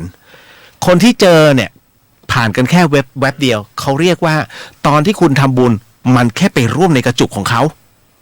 ขออภัยตอนที่เขาทำบุญคุณมีส่วนไปร่วมในกระจุกของเขาแวบหนึ่งได้ชื่นชมบุญนะฮะหรือโอ้ยได้ยินเสียงเขาทำบุญกันอยู่แล้วคุณก็โมทนาสาธุแค่โมทนาได้บุญแล้วนะฮะนี่คือหนึ่งในบุญกิริยาวัตถุที่มีบอกเลยว่าคุณจะได้บุญแบบไหนบ้างการทำบุญมันไม่จำเป็นนะฮะต้องออกเงินเป็น100 ล้านกูต้องสร้างอะไรที่ใหญ่ที่สุดผมยังแอนตี้เลยวัดไหนที่แบบสร้างพระที่ใหญ่ที่สุดผมว่าเปลืองตังค์คนคิดเนี่ยควรจะปรับทัศนคติใหม่เงินที่คุณได้เนี่ยช่วยคนได้เยอะผมแอนตี้มากเลยนะไม่ใช่ว่าผมไม่รักพระพุทธศาสนานะแต่ผมมองว่าสร้างอะไรเนี่ยที่เหมาะที่ควรนะฮะสร้างอะไรที่เป็นแก่นสารนะฮะผมมองว่าการสร้างพระเกจิที่ใหญ่ที่สุดในโลกที่เขามีบอกโอ้ต้องสร้างให้ใหญ่เพื่อคนอยู่ได้ไหมนะฮะพระเนนศึกษากันต่อได้ไหมนะฮะคิดแค่เนี้ยไอ้เงินที่เอาไปทำทำอย่างอื่นดีไหมนะฮะมันได้ประโยชน์กว่าไงคุณนะเม็ดเงินเอาไปละลายกับปูนกับอิฐนะผมถึงได้บอกไปดูวัดท่าตอนวัดท่าตอนพระเดชพระคุณท่านสร้างใต้ฐานพระคุณนอนได้นะครับพระพุทธรูปบางปางที่ท่านสร้างเนี่ยฮะวัดท่าตอนแม่อายเนี่ยนะฮะชั้น 2ชั้น 3เป็นออฟฟิศแล้วคนสามารถนอนได้คือท่านสร้างอย่างมีประโยชน์คือเมื่อสร้างแล้วให้คนสักการะได้ด้วยแล้วคนเข้าไปอาศัยอยู่ข้างในนั่งสมาธิปฏิบัติธรรมได้ด้วยอันเนี้ยผมถึงได้บอกหุยท่านเจ๋งท่านรู้จักคิดที่แบบในการปรับตัวนี้ที่เหลือสร้างเป็นพระตันหมดเลยฮะเพื่อผมถามเพื่อนะฮะใหญ่ที่สุดในโลกแล้วใครมาชื่นชมฮะนั่นแหละโอ้ยเห็นแต่ไกลสาธุไม่จำเป็นนะครับการสร้างอะไรพอดีนะพอถึงตรงนี้ผมต้องบอกก่อนนิดนึงฮะในเรื่องของทำบุญร่วมชาติตักบาตรร่วมขันนี่แหละในเรื่องของบุพเพนิวาสานุสติคุณผู้ฟังครับเรื่องราวตรงนี้ฮะมันเป็นเรื่องเกี่ยวข้องของเจ้ากรรมนายเวรคนที่จะเป็นเนื้อคู่กันได้นะครับอันที่หนึ่งคือชอบในสิ่งที่เหมือนกันนะฮะสองมีทัศนะที่ตรงกันนะความคิดที่ตรงกันสามศีลเสมอกัน3อย่างนี้ถ้าไม่ตรงอันใดอันหนึ่งเรียบร้อยฮะมันจะขาดผึงจากกันพอดีนะฮะเรื่องอายุถามว่าเกี่ยวข้องไหมไม่เกี่ยวข้องเลยฮะความรักใครบอกว่ามันมีช่องว่างระหว่างวัยผมไม่เชื่อเพราะอะไรรู้ไหมฮะเพราะว่าคุณคือเจ้ากรรมนายเวรของกันและกันที่ผมพูดอย่างนี้เพราะว่าอะไรฮะจำเรื่องเจ้ากรรมนายเวรที่ผมบอกได้ไหมว่าเจ้ากรรมนายเวรนั้นมี2แบบฮะเจ้ากรรมนายเวรที่มี2แบบก็คือในปัจจุบันที่ยังมีชีวิตกันอยู่ใครก็ตามที่ทำให้คุณมีความรู้สึกว่า โอ้โหเวลาเขาทะเลาะกันหรือว่ามันมีการปะทะเกิดขึ้นแล้วคุณเฟลมากไอ้เนี่ยคือเจ้ากรรมนายเวรนะฮะไม่รู้ว่าชาติภพไหนก็แล้วแต่คุณเกี่ยวเกี่ยวข้องกันแน่นอนต้องเป็นคู่ผัวตัวเมียกันแน่เพราะคนที่มีอิทธิพลกับคุณได้อันนี้ไม่พูดถึงสามีภรรยาในชาติปัจจุบันนะหมายถึงว่าไอ้คนนี้เป็นเพื่อนสนิทหรือมึงเป็นใครก็ไม่รู้ญาติทางฝ่ายนั้นมาทะเลาะแล้วรู้สึกเราจิตตกแสดงว่าคุณกับเขาเนี่ยชาติใดชาติหนึ่งเคยเกี่ยวข้องทำให้มีผลกับจิตใจคุณถ้าไม่ใช่สามีภรรยากันมาก่อนถามว่ามีอิทธิพลไหมกับจิตใจไม่คุณก็เขาก็ต้องเคยเป็นสามีหรือภรรยาแน่นอนที่สุดวันนี้คุณเป็นหญิงแสดงว่าไอ้นั่นน่ะที่เป็นหญิงด้วยกันแสดงว่าชาติก่อนมันเป็นผัวมันต้องเป็นผู้ชายถูกไหมเพราะฉะนั้นบุญไม่ถึงชาติต่อไปหรือว่าชาติต่อไปมันกลายเป็นหญิงทันทีเนี่ยแล้วก็มาทะเลาะกันแล้วมีผลกับใจเพราะฉะนั้นเรื่องราวตรงนี้ฮะมันจึงเกี่ยวข้องกัน3ประเด็นที่ผมบอกไปนะฮะชอบเหมือนกันทัศนะต้องเหมือนกันศีลต้องเสมอกันถึงจะอยู่ด้วยกันได้แต่กรณีบางกรณีนะฮะไอ้กรณีที่บอกว่าแล้วต่างอายุกันล่ะมันจะเป็นคู่ผัวตัวเมียกันได้ไหมคุณผู้ฟังครับสังเกตไหมพ่อเราอายุบางคนก็น้อยกว่าแม่นะฮะบางคนอายุเท่ากันบางคนนะฮะผู้ชายอายุห่างกับผู้หญิงไม่กี่ปีแต่บางคนนะฮะภรรยาอายุ60กว่านะฮะสามีอายุเพิ่งจะ40หรือว่า30ปลายๆเห็นไหมผมยกตัวอย่างมาครงไงนะฮะมาครงประธานาธิบดีมาครงของฝรั่งเศสนะครับภรรยาของประธานาธิบดีท่านนี้นี่คือเป็นคุณครูนะฮะเป็นคุณครูในสมัยก่อนนั้นที่มาครงหลงรักนะฮะแล้วพอถึงช่วงเวลาหนึ่งที่เขาเติบโตทางด้านการเมืองเนี่ยสารภาพรักเลยและปรากฏว่าเป็นช่วงจังหวะเดียวกับคุณครูท่านเนี้ยซึ่งมีบุตรแล้วนะแล้วก็มีสามีอยู่แล้วเนี่ยนะฮะก็ได้แยกกับสามีอยู่แล้วก็เลยตกล่องป่องชิ้นนะฮะกลับมาโครงจนปัจจุบันนี้นะฮะภรรยาของประธานาธิบดีฝรั่งเศส60กว่านะแต่ยังสวยอยู่เลยฮะนะครับเขาก็ยังรักกันดีเขาเรียกบุพเพนิวาสากรณีตรงนี้ผมยกตัวอย่างแล้ว1อันต่อมาอีกอันหนึ่งนะฮะสมมุติว่าผู้ชายอายุ45ผู้หญิงอายุเพิ่งจะ20สมมุตินะช่องว่างมันเยอะเหลือเกินแต่ทำไมผู้หญิงจึงรักผู้ชายมากผู้ชายจึงรักผู้หญิงมากทั้งที่ผู้ชายอาจจะมีแฟนอยู่แล้วนะฮะมันเป็นเพราะว่าเจ้ากรรมนายเวรมาแล้วฮะมันเกิดขึ้นได้ยังไงมันเกิดขึ้นก็ต่อเมื่อมันเกิดขึ้นอย่างนี้ฮะจำที่ผมบอกเรื่องของเจ้ากรรมนายเวรในชาติก่อนได้ไหมในสมัยก่อนผมย้อนกลับไปไม่ใช่ชาตินี้ชาติที่แล้วจริงๆมันไม่รู้หรอกว่าชาติไหนนะฮะแต่ย้อนกลับไปในอดีตชาติคุณ2คนเนี่ยเป็นเพื่อนรักกันหรือว่าเป็นสามีภรรยากันอยู่แล้วหรือเป็นอะไรก็แล้วแต่ที่เกี่ยวข้องใจเกี่ยวข้องถึงกันวันหนึ่งเกิดทะเลาะกันเกิดขึ้นนะฮะเกิดห้ามหันกันนะฮะเชือดเฉือนกันจนแยกทางกันออกไปหรือไม่เข็นฆ่ากันสมมติเข็นฆ่ากันนะฮะเข็นฆ่ากันคุณถูกฆ่าก่อนแน่นอนไอ้คนที่ถูกฆ่าต้องตายก่อนถูกไหมไม่ใช่ไอ้คนถูกฆ่าตายและอีกคนฆ่าเนี่ยมันตายตามพร้อมกันไม่ใช่ผิดโจทย์นะฮะไอ้คนถูกฆ่าต้องตายก่อนดังนั้นเมื่อตายก่อนเนี่ยชดใช้กรรมก่อนชดใช้ก่อนเกิดก่อนไงเกิดก่อนนั่นก็คือเป็นผู้ชายไงที่มันต้องใช้ชีวิตมาเรื่อยเปื่อยไอ้คนที่ตายทีหลังคือคนที่ไปฆ่าเขาเนี่ยมันเพิ่งมาตายเพราะฉะนั้นเมื่อตายไปเสร็จปุ๊บต้องชดใช้กรรมก่อนไงมันจะมีระยะในการช่วงของการชดใช้กรรมยังไม่มาเกิดเพราะฉะนั้นผู้ชายจึงเกิดก่อนไปแล้วคุณเพิ่งจะมาเกิดทีหลังพอเกิดทีหลังปุ๊บนะฮะด้วยอานิสงส์บุญตรงเนี้ยมันมาเกื้อหนุนกันในชาตินี้มันมาประสบพบเจอกันถ้าประสบพบเจอกันนะฮะแรกมันเป็นบุพเพนิวาสา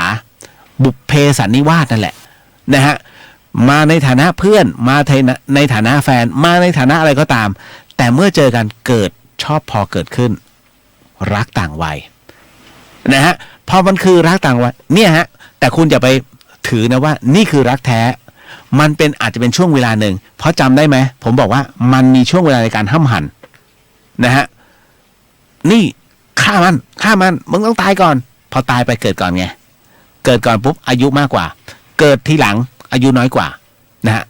เพราะนั่นคือตายทีหลังไงเพราะฉะนั้นช่วงเวลาในการเข็นฆ่ากรรมมันยังมาไม่ถึง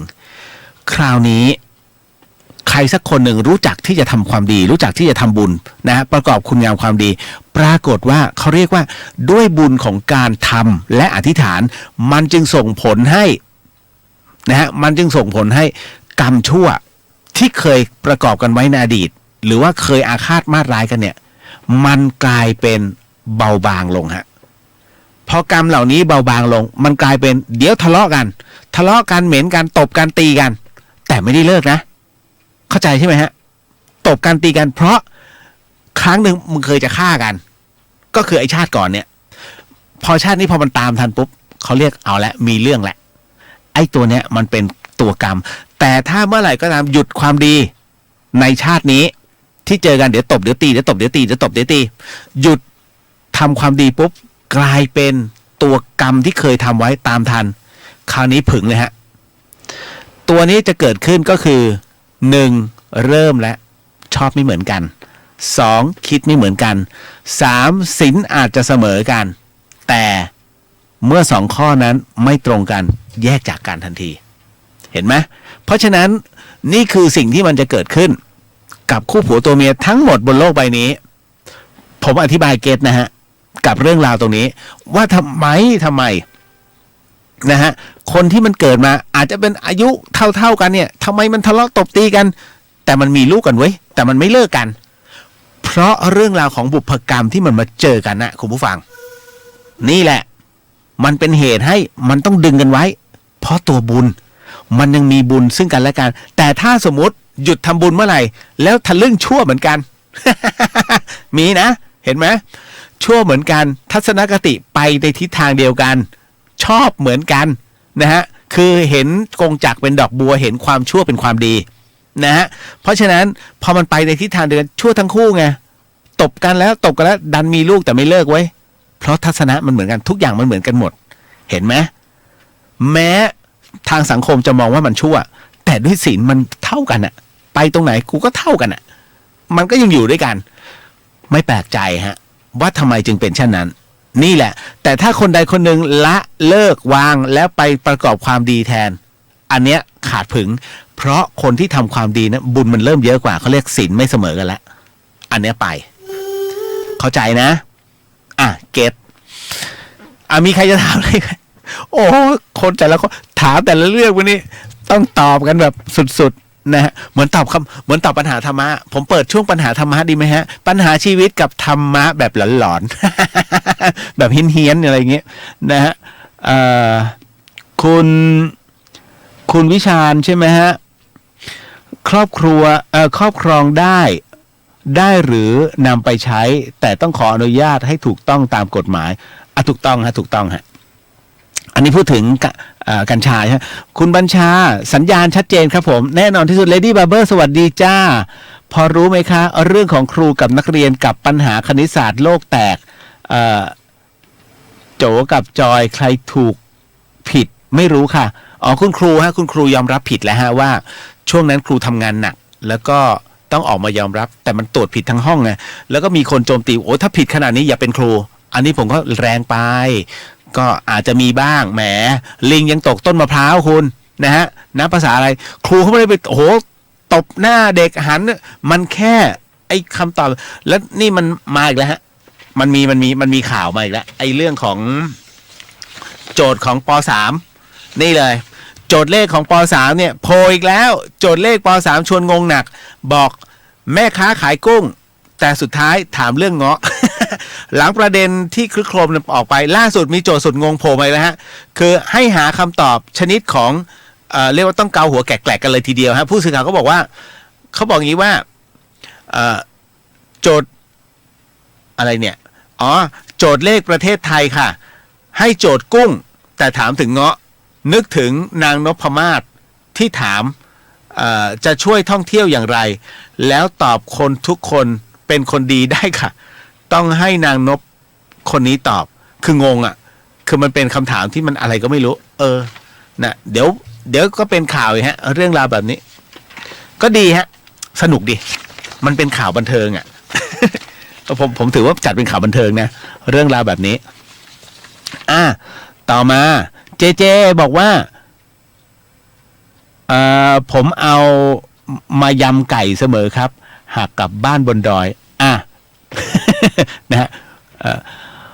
สตองเลดี้งั้นต้องพี่เลียวอะไรเนี่ยจิตลุอะไรของเขา อันนี้เขาเรียกเพอร์เจอร์KP Acoustic สวัสดีครับพี่เลียวสุดหล่อเจ้าเก่าคนเดิมนะฮะขอบคุณมากครับน่ารักมากคุณธัญรัตน์เสียดายหมอคนที่เป็นมะเร็งน่าจะมีโอกาสรอดมีหน้าคนที่เป็นใหญ่เป็นโตเป็นมะเร็งเลยสมควรเดี้ยงต่อไปฮะคลินิกแกก็ยังเปิดอยู่ที่สารพีนะผมจำชื่อไว้ได้แต่ว่าเรียกว่าเป็นผู้ช่วยของคุณหมอท่านเนี้ยยังอยู่ฮะเป็นผู้ชายแล้วไปรักษาตามบ้านแล้วถ้าใครไม่มีเงินแกรักษาให้ฟรีแต่ถ้าพอจะมีเงินบ้างก็อยากให้ช่วยทำบุญค่ายานี่แหละฮะต่อมาคุณชุติมาสวัสดีครับพี่เรียวส่วนใหญ่หนูชอบฟังในวิทยุค่ะอ๋อนะภัยสวัสดีครับพี่เรียวสวัสดีฮะสตองเลดี้กระตุกสงสัยเชียงใหม่ฝนตกไม่นะฮะเน็ตมีบ้างเกเรบ้างเล็กน้อยแต่ก็ไม่เป็นไรมาถึงอีกอันหนึ่งคุณบัญชาสัญญาณชัดเจนทั้ง2เฟซจริงดิโอ้ยน่ารักมากนะฮะคุณพิพัฒน์พงศ์สวัสดีครับพี่เรียวสวัสดีฮะคุณยายคุณนายตื่นสายขอบคุณค่ะยุ้ยถามอีกเตือนถามอีกคราวนี้ถึงตี 1อ่ะ ไม่ต้องเล่าแล้วผีเผลอนะฮะตอบคำถามกันมันเลยธรรมะดีนะสวัสดีพี่เรียวสวัสดีจ้า Strong Ready ซื้อได้ที่ไหนนะฮะอะไรนาอีเซรั่มใช่ไหมฮะไหนEMS ด่วนนาอีเซรั่มอันเนี้ยไปเข้า Facebook แล้วก็ไปดูว่าเพจนาอีเขาจะมีอยู่เข้าไปสั่งได้นะฮะบอกว่ามาจากพี่เลียวเดี๋ยวคนลดราคาอีกเดี๋ยวพวกแถมกระจายเลยนั่นแหละแล้วมันจะมีตัวเซรั่มฉีดไปอีก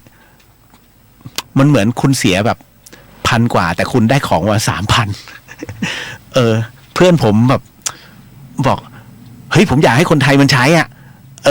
เพราะว่าผมส่งออกนอกอย่างเดียวเลยแล้วคนไทยแบบมันชอบเห็นแบบอะไรไม่รู้ของแพงก็เรียกว่าแพงมันก็แพงของมันดีเขาบอกอย่างเงี้ยนะฮะแต่คุณไม่รู้หรอกว่าไอสิ่งที่ผมให้กว่าจะคิดค้นกันได้ใช่คุณต้องนึกถึงคนที่เขาคิดไงเหมือนเพลงเข้าใจอยู่ต่อมาคุณอุเทนสวัสดีครับพี่เลียวสวัสดีครับพี่เลียวสวัสดีฮะเบสสวัสดีไอเรียวสวัสดีฮะชาวเหนือเขาจะเรียกอ้ายนะฮะอ้ายพี่อีสานแล้วอีพ่อนะฮะอ้ายพี่อีพ่ออีนางเรียกน้องสาวนะอีสานนะก็เดี๋ยวพัทยาฟังอยู่ไงโอ้ใครเนี่ยกดหัวใจรัวๆ เพื่อนะฮะเจบอกเหมือนโรงพยาบาลบางที่ตอนนี้ครับที่ทำป้ายซะใหญ่ถ้าเอาเงินเหล่านั้นมารักษาคนป่วยได้เยอะเลยตอบไม่ถูกเหมือนกันนะฮะคุณธัญรัตน์ชอบจังคำพูดที่ว่าสร้างอะไรที่เป็นแก่นสารชอบ นะปากผมอย่าไปถือมากมายนะสตองเลดี้เดี๋ยวแท็กตาเชิดมาฟังดีกว่าจะรอเซอร์ไพรส์ที่อย่าฮะ ไม่ต้องขนาดนั้นโกโบริสวัสดีครับพี่เรียวนะพี่เรียวเห็นคลิปวิดีโอที่เด็กคุยกับผีที่โรงเรียนหรือยังครับเห็นแล้วนะฮะอันนี้คุณอะไรแก้วมนเทียนคือคุณปายแสดงว่าทอมกับผู้หญิงชาติก่อนต้องเป็นสามีภรรยากันมาก่อนยาวอีกแล้ว พูดถึงเรื่องทอมกับดี้คืออย่างนี้ฮะคุณผู้ฟังครับถ้าเป็นวงจรทางเพศนะครับเดี๋ยวอธิบายก่อนนะเรื่องวงสามเหลี่ยมทางเพศเนี่ยฮะมันจะเป็นอย่างนี้ ให้คุณจำเรื่องไตรภูมิได้ไหมฮะไตรภูมิที่แปลว่า3โลกอ่ะจะมีโลกที่เรียงกันคล้ายๆกับมันเป็นรูปสามเหลี่ยมมันเป็นรูปสามเหลี่ยมนะฮะแล้วคุณเอาวงกลม3 วงวางเป็นรูปสามเหลี่ยมหน้าจั่วมันจะเกิดตรงกลางไอ้ตรงนั้นเขาเรียกอเวจีนะฮะคราวนี้ก็คือว่าอันนั้นเขาเรียกโลกาลขออภัยคราวนี้เราพูดถึงสามเหลี่ยมมั้งแต่เป็นสามเหลี่ยมทางเพศฮะนะครับมันเป็นอย่างนี้หัวเนี่ยเป็นทอมหรือกระเทยใช้คำว่าสี่เหลี่ยมดีกว่า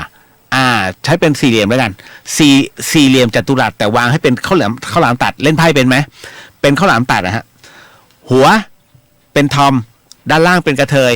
ฝั่งซ้ายเป็นผู้ชายฝั่งขวาเป็นผู้หญิงถ้านึกถึงนะเป็นสี่เหลี่ยมข้าวหลามตัดนะฮะหัวเป็นทอมข้างล่างเป็นกระเทยซ้ายมือเป็นผู้ชายขวามือเป็นหญิงเรื่องราวมันจะเกิดขึ้นอย่างนี้ฮะคุณผู้ฟังนะฮะนั่นก็คือว่า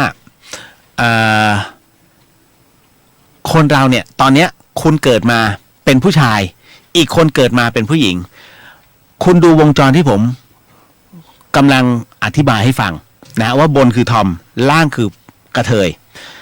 ซ้ายชายขวาหญิงมันกำลังจะวนฮะวนทวนเข็มนาฬิกานะถ้าคุณเป็นผู้ชายฮะคุณเป็นผู้ชายปุ๊บกรณีที่คุณทำบุญอยู่เรื่อยๆทำบุญอยู่เรื่อยๆนะฮะมันยังสั่งสมความเป็นชายอยู่เมื่อตายปุ๊บเกิดปั๊บตายปุ๊บเกิดปั๊บคนเราตายเกิดนะฮะเป็นตัวจิตร่างกายเนี่ยสลับสับเปลี่ยนไปเรื่อยร่างเนี่ยอาศัยเข้ามาแต่ตัวจิตเนี่ยมันเป็นจิตเดียวกันถ้าคุณเขาเรียกว่าถ้าคุณนั่งสมาธิหรือสามารถขจัดสิ่งที่มันบังตัวจิตของคุณให้รับรู้ถึงอดีตชาติได้คุณจะรับรู้ว่าอดีตชาติคุณคือใครตัวจิตนั้นจะระลึกได้เขาเรียกการระลึกชาติดังนั้นที่คุณนึกถึงไม่ได้เพราะว่ามันโดนปิดกั้นแต่จิตคือดวงเดียวกันที่เคยอยู่ในชาติที่แล้วแต่ร่างมันเปลี่ยนไงดังนั้นก็ถึงได้บอกว่าร่างเนี่ยมันไม่ใช่ของเราแต่ตัวจิตเนี่ยของเราที่ผมพูดอยู่เนี่ยร่างก็อาศัยเขาหน้าตาดีๆอย่างเงี้ยอาศัยเขามาแต่พอตายไปปุ๊บเนี่ยของแท้คือตัวจิตที่มันสั่งให้พูดอยู่นะฮะนั่นคือตัวผมนะแล้วก็ตัวทุกคนคราวนี้ฮะคุณผู้ฟังคราวนี้ก็คือว่าไอ้ตัวจิตเนี่ยที่มันทำงานอยู่เนี่ยตายปุ๊บเกิดตายเกิดคราวนี้มันเริ่มทวนเข็มนาฬิกาแล้วฮะตายเกิดวงจรครึ่งหนึ่งที่จะเจอคืออะไรกระเทยฮะเริ่มชอบความเป็นหญิงเกิดขึ้นเริ่มชอบก่อนกระเทยมันจะเป็นผู้ชายที่เรียกว่าเริ่มเนียบขึ้นกลายเป็นผู้ชายเรโทรก่อนแต่งตัวเนียบบีผมแป้เสร็จปุ๊บนิดนึงอุ้ยตายตัวกรีดนิ้วอะไรอย่างนี้เป็นต้นนะฮะพออย่างนั้นเสร็จปุ๊บเนี่ยเริ่มแล้วฮะเริ่มเป็นกระเทยนี่คือครบ1ครึ่งหนึ่งพอถึงครึ่งหนึ่งหุยฉันอยากเป็นหญิงเนี่ยเห็นผู้หญิงแต่งตัวสวยเอาแล้วครับจากกระเทยเริ่มเสริมเริ่มแต่งนะฮะก็เรียกตัดโป๊ะนะฮะเรียกว่ากับแหมบพุบแล้วก็ฉีดนมตึงเริ่มแล้วฮะจากกระเทยเริ่มมาทีละนิดเริ่มเป็นหญิงนะฮะเริ่มเป็นหญิงอย่างผมยกตัวอย่างอย่างเช่นน้องปอยตรีชดาสวยไหมอย่างพวกทิฟฟานี่อะไรพวกนี้เขาเริ่มนะฮะเริ่มจะใกล้เป็นหญิงตายปุ๊บเกิดตายเกิดอีกทีหนึ่งคราวนี้เป็นหญิงสมใจเพราะจิตใจเขาเป็นหญิงคราวนี้เมื่ออธิษฐานเป็นหญิงเสร็จปุ๊บคราวนี้เป็นหญิงสมใจเลยฮะพอหญิงสมใจเสร็จปุ๊บเอาแล้วฮะเห็นโอ้โหผู้ชายปฏิบัติธรรมเฮ้ยเราอยากเป็นมากผู้หญิงมันอุปสรรคมันเยอะเหลือเกินเดี๋ยวก็เลือดออกมันเป็นอุปสรรคปวดท้องตลอดเลยเป็นอย่างนี้อะไรอย่างเงี้ยเป็นต้นเริ่มอยากเป็นชายพอเริ่มอยากเป็นชายเกิดขึ้นตายเกิดปุ๊บเริ่มแล้วนะฮะเสพความเป็นทอมนะฮะเสพความเป็นทอมเกิดขึ้นแต่ในขณะเดียวกันเขาเรียกอย่างความเป็นทอมเนี่ยแล้วทำไมจึงมีความรักเกิดขึ้นระหว่างทอมกับดี้ช่วงนี้ฮะ ช่วงเนี้ยระหว่างที่เป็นทอมกับดี้มันเป็นช่วงเนี้ยเป็นช่วงที่ฉันต้องแสดงความเป็นผู้ชายเกิดขึ้นเกิดความรักเกิดขึ้นในเพศเดียวกันมันจะเป็นช่วงนี้เหมือนกับเช่นชายรักชายช่วงที่จะกลายเป็นกระเทยเนี่ยมันเป็นในเรื่องของเกย์กับผู้ชายด้วยกันมันจะเป็นช่วงเนี้ยช่วงที่ไอ้ครึ่งหนึ่งของการเป็นกระเทยมันจะเกิดความรักตัวนี้เกิดขึ้นพอตายเกิดปุ๊บคราวนี้ต่อไปปุ๊บแสดงออกถึงความเป็นทอมเกิดขึ้นทันทีจากทอมตายเกิดเพราะเห็นแล้วความเป็นชายมันแน่นอนอธิษฐานเป็นชายเลยฮะมันจะกลับไปอย่างเงี้ยเขาเรียกเป็นวงเวียนนะฮะเป็นวงกลมเลยฮะของเพศนะฮะนี่เลยเป็นสี่เหลี่ยมของความเป็นเพศเข้าใจใช่ไหมฮะที่ผมอธิบายเรื่องราวตรงนี้นั่นแหละมันเกิดตรงนี้ขึ้นอ่ะต่อมาคุณยายตื่นคุณเดี๋ยวนะฮะคุณนายตื่นสายบอกว่าแก้ที่กระทรวงศึกษาค่ะครูมีหน้าที่สอนนักเรียนเตรียมการเรียนการสอนมีครูนี่ครูโมแต่ทำแบบสำรวจนักเรียนทำกิจกรรมนั้นนี่นู่นนั่นบางทีครูก็น่าสงสารค่ะที่ผปคโยนหน้าที่ดูแลเด็กให้ครูอ๋อเข้าใจนะฮะอันนี้วัดสงสารคุณธัญญารัตน์บอกว่าอยู่ที่ไหนเจ้าคลินิกมีเพื่อนเป็นนะฮะจากคนที่สวยกลายเป็นคนผอมมากแต่ไปโรงพยาบาลตรวจทุกอย่างไม่เจอแต่ใจพี่กลัวเขาเป็นนะฮะเดี๋ยวจบรายการช่วยทักอินบ็อกซ์ผมนิดนึงแล้วเดี๋ยวผมจะส่งคลิปให้แล้วก็ลองดูนะฮะแล้วก็ตามคลิปเลยแล้วรับรองว่าเจอตัวเขาแน่นะฮะซองเลดี้แล้วประเภทเกิดมาไม่ครบ32ล่ะกรรมอะไรพูดยากอยากรู้ใช่ไหมฮะกรรมอะไรที่ทำให้คนเกิดไม่ครบ32แล้วส่งผลมากที่สุดคือเมาฮะเมาก่อนตายไอ้ประเภทเมาแล้วขับน่ะแล้วไปชนแล้วตัวเองตายเนี่ยนะครับทางพระพุทธศาสนาบอกเอาไว้อย่างนี้ครับว่าเมื่อตอนไปจิตไม่สมบูรณ์ไม่ครบองค์ประกอบในเขาเรียกสติสัมปชัญญะโดนบั่นทอนด้วยน้ำเมาดังนั้นเมื่อไปแล้วจิตไม่ครบตรงนั้นนะฮะไม่ครบองค์ประกอบคือ32ประการตรงนั้นเกิดอีกครั้งหนึ่งก็จะไม่สมประกอบตรงนั้นเช่นกันมันคือการสั่งสมของจิตไปแบบสมบูรณ์ทุกอย่างก็จะสมบูรณ์ถ้าจิตไปแบบไม่สมประกอบในเรื่องของการดื่มน้ำเมาออกมาก็ฮะนะฮะแต่ถ้าสมมุติว่าตายในขณะปุ๊บนิ้วขาดนะฮะหรืออะไรก็ตามมันเพิ่มขึ้นมาเกิดจากช่วงเวลาก่อนตายหมดนั่นแหละฮะคุณจะรับรู้ทันทีKP Acoustic กรรมที่ส่งผลให้ไม่ครบ32อยู่ที่การกระทำด้วยมั้งครับเป็นเรื่องอาจินไตครับพูดยากรอพี่เลียวมาตอบนะฮะง่ายที่สุดฮะนะตรงนี้ขอบคุณมากเลย KP ที่ช่วยบัญชาคนที่เกิดมาไม่สมประกอบตาบอดเกิดจากอะไรครับอย่างที่พี่บอกไปนะฮะมีส่วนนะครับในเรื่องของมันมีหลายอย่างครูบาอาจารย์บางรูปท่านก็บอกว่ามันเป็นเรื่องบุพกรรมนะเป็นกรรมเก่าบ้างในเรื่องของการไปเหมือนกับทรมานเขาสมัยก่อนมันมีการทรมานหลายรูปแบบผมอยากจะเล่าเรื่องเพื่อนผมคนหนึ่งแล้วกันนะฮะเดี๋ยวถ้าไปต้นบุญธรรมสถานเมื่อไหร่เดือนพฤศจิกายนผมก็จะเอาเขามานั่งแล้วพูดเรื่องกรรมเขาใหม่นะให้ทุกคนหลายๆคนได้รับรู้ให้ชุมชนพัทยาได้รับรู้ด้วยว่าเพื่อนผมคนนี้ทำกรรมอะไรไว้นะฮะเพื่อนผมคนนี้เนี่ยทุกวันนี้เป็นเพื่อนซีกันนะครับชื่อพี่เมย์นะฮะพี่เมย์จะเป็นโรคชนิดหนึ่งเขาเรียกว่าโรคสะเก็ดเงินนะฮะเป็นค่อนข้างจะรุนแรงฮะคุณผู้ฟังนอนไม่ได้เลยนะถ้าสะเก็ดเงินกำเริบเมื่อไหร่พี่เมย์ต้องนอนด้วยมันฟังเขาวะ เดี๋ยวเข้ามาด่าเอาเรื่องกูมาพูดอีกแล้ว พี่เมย์ถ้าสะเก็ดเงินมันแตกเมื่อไหร่เชื่อไหมเขาต้องนอนใบตองฮะเอาใบตองเนี่ยปูที่นอนทุกวันนี้เป็นไหมเป็นฮะ1 ปีเป็น1 ครั้งเล็บเขาจะเสียเหมือนขึ้นราใครเห็นจะน่าเกลียดมากแต่จริงๆแล้ว คือไอตัวโรคเนี่ยมันไปกินที่เล็บ แต่จริงๆมันไม่ได้มีอะไรเลยฮะเวลาเพื่อนผมมันปั้นข้าวเหนียวผมก็รับกินกันนะคือบางทีเราต้องพิจารณาด้วยบางทีเฮ้ยมันก็ไม่ใช่ในสิ่งที่มันเป็นนะเพราะเรารู้ว่าเพื่อนเราเป็นยังไงพอถึงตรงนี้ฮะครูฟังมาสืบเนื่องกันทำไมเมย์ถึงเป็นสะเก็ดเงินครูบาอาจารย์ก็เลยพลิกเลยฮะพลิกชีวิตบอกเลยนี่แสดงว่าสมัยเด็กๆต้องมีเรื่องราวแน่ๆเลยขอดเกล็ดปลาใช่ไหมพี่เมย์อึ้งเลยฮะเพราะเขายอมรับเลยว่าสมัยเด็กๆเด็กทุกคนย่อมผ่านชีวิตวัยซนฮะเมื่อก่อนนี้ที่กรุงเทพเนี่ยน้ำจะท่วมบ่อยมากแล้วแน่นอนที่สุดน้ำท่วมปลามันก็ต้องขึ้นมาเด็กอยู่กับบ้านแล้วเวลามันมีอยู่น้ำท่วมแล้วมันมีปลาขึ้นมาตรงบ้านเนี่ยเป็นคุณไม่ตื่นเต้นเหรอเด็กก็ตื่นเต้นไงเมย์เขาก็ตื่นเต้นเขาก็เลยเห็นไอ้คอกก็คือลูกปลาช่อนปรากฏว่าเห็นไอ้คอกมันมาพี่เมย์เขาก็เลยกั้นน้ำแล้วก็ไม่ให้ไอ้คอกออกแล้วก็วิดน้ำเสร็จปุ๊บก็จับไอ้คอกทีละตัวเนี่ยฮะลูกมันเนี่ยขอดเกตฮะกึดแล้วก็ปล่อยลงให้มันว่ายไปมันก็ตะแคงเหมือนไปเอาหนังเขาออกเหมือนกับแมวถ้าคุณตัดหนวดมันเดินเป๋นะ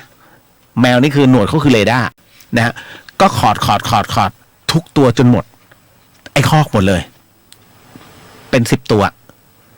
นั่นแหละฮะด้วยตัวกรรมแค่นี้คุณมันส่งผลทันทีทำให้เขาเป็นโรคสะเก็ดเงินเห็นไหมนี่คือรูปแบบที่เคยทำและก่อเอาไว้นะเพราะฉะนั้นใครที่เกิดมาแล้วต้องเป็นผู้ที่ทุพพลภาพเนี่ยต้องบอกเลยฮะว่าถ้าทางพระพุทธศาสนาจะพูดถึงเรื่องกรรมเป็นหลักเลยฮะเพราะมันเป็นเรื่องของการสะสมแต่ทั้งนี้ทั้งนั้นถ้าท่านเป็นผู้ที่สูญเสียดวงตาผมจะบอกว่าอันเนี้ยท่านเป็นผู้ที่โชคดีมากทำไมผมถึงกล้าพูดเพราะท่านไม่เห็นความเป็นไปบนโลกใบนี้ความสกปรกของบนโลกใบนี้ที่มันเปลี่ยนแปลงท่านจะอยู่ในความสงบแต่สิ่งที่ท่านลำบากคือการเคลื่อนย้ายตัวเองแล้วก็ใช้พลังมากกว่าคนอื่นเพราะว่าเขาต้องใช้โสตอื่นเข้ามาทดแทนประสาทตา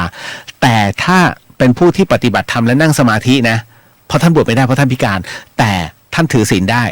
นะฮะท่านจะเป็นผู้ที่รับรู้ตาที่3ท่านจะเปิดทันทีแล้วจะเห็นคือแทบไม่เชื่ออย่างหมอดูอีทีหมอดูอีทีพิการนะคุณแต่ทำไมหมอดูอีทีทำไมดูแม่นเพราะหมอดูอีทีฝึกสมาธิแล้วรับรู้ไงฮะนั่นแหละพออย่างรู้ก็เลยอธิษฐานเอาความอย่างรู้อนาคตเนี่ยเอามาพูดเป็นธรรมทานนี่เลยฮะเห็นไหมนี่คือสิ่งที่เขาทดแทนซึ่งกันและกันจบไปอีก1 เรื่องยังไม่เข้าเรื่องหลอนมีถามอีกโอ้โหแต่ละคนแป๊บหนึ่งนะฮะต่อมาคุณบัญชาบอกน่ากลัวจังครับโสดอยู่ทุกวันสวัสดีอ้ายคนหล่อขอให้แข็งแรงเนื้อครับหลานโนตนะจ๊ะโนตฮะผมตอบคำถามทุกท่านแล้วนะฮะอย่าลืมนะฮะที่พัทยาถ้าคุณต้องการจะสอบถามอะไรเรื่องราวอะไรคุณทิ้งข้อความไว้ได้นะครับ033-008-272ฮะ033-008-272สนับสนุนเรื่องราวตรงนี้โดยซานออโต้เซ็นเตอร์พัทยาเหนือเต็นท์รถมือ2นะฮะแล้วก็ชีวาโลมนะฮะเรียกว่าน้ำมันสปานะครับสารสกัดจากสมุนไพรธรรมชาตินะฮะเป็นสมุนไพรไทยแล้วก็นาอีเซรั่มแชมพูนะฮะแชมพูที่ลดอาการหลุดร่วงของเส้นผมนะครับถ้าอยากรู้รายละเอียดคุณเข้าไปในที่เพจเขาเข้ามาสู่เรื่องราวขอเล่าเรื่องผีบ้างนะ ขอร้องอย่าเพิ่งถาม โอ้ยหลายคนก็รอฟังเมื่อไหร่พี่เลียวมันจะเล่าก็เนี่ยพยายามจะเล่าอยู่นะฮะนิดนึงแล้วกันเดี๋ยวขอเล่าเรื่องราวตรงนี้ป่ะและเรื่องราวที่ผมกำลังจะเล่าต่อไปนี้นะฮะขอเข้าจิงเกิลก่อนแล้วกันนิดนึงฮะ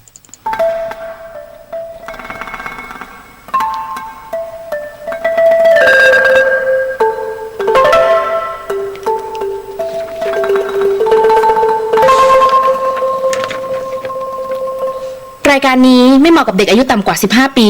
และตุ๊กแต๋วที่แฝงตัวมาหากินในพระศาสนา ผู้ปกครองหรือพระผู้ใหญ่ควรพิจารณาในการรับฟัง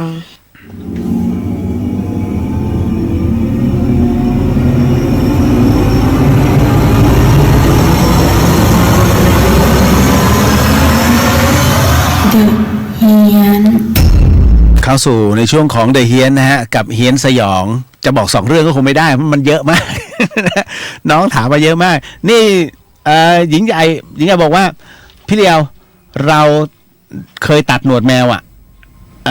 แล้วจะเป็นอะไรป่ะมันก็เดินเป๋ๆไงฮะเพราะมันคือเรดาร์ของแมวไม่เป็นไรหรอกถามว่าบาปไหมเราไม่ได้ตั้งใจ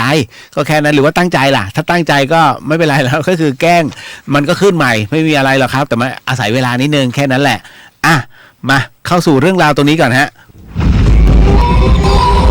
สนับสนุนเรื่องราวหลอนๆแบบนี้โดยนาอีเซรั่มแชมพูนะฮะแชมพูที่ลดอาการหลุดร่วงของเส้นผมนะครับแล้วก็ชีวาโลมนะครับเป็นน้ำยาไม่เป็นน้ำมันนะนวดสกัดจากสารสมุนไพรธรรมชาติครับนะฮะแล้วก็ตามมาด้วยซานออโต้เซ็นเตอร์นะครับพัทยาเหนือเต้นรถยนต์มือ2นะครับสิ่งที่คุณกำลังจะได้ยินได้ฟังจากผมต่อไปนี้นั้นอย่าเชื่อฮะคุณผู้ฟังให้ฟังหูไว้หูแล้วก็ใช้วิจารณญาณทุกครั้งในการรับฟังเรื่องราวประเภทนี้ข้อสำคัญอยากให้คุณผู้ฟังได้ฟังเป็นนิยายฮะเพราะเรื่องที่ผมกำลังจะเล่าต่อไปนี้นั้นส่งมาโดยพีทฮะเป็นเรื่องที่พีทส่งมาไม่ใช่พีทขายหวยนะฮะอันนี้เขาส่งมาตั้งแต่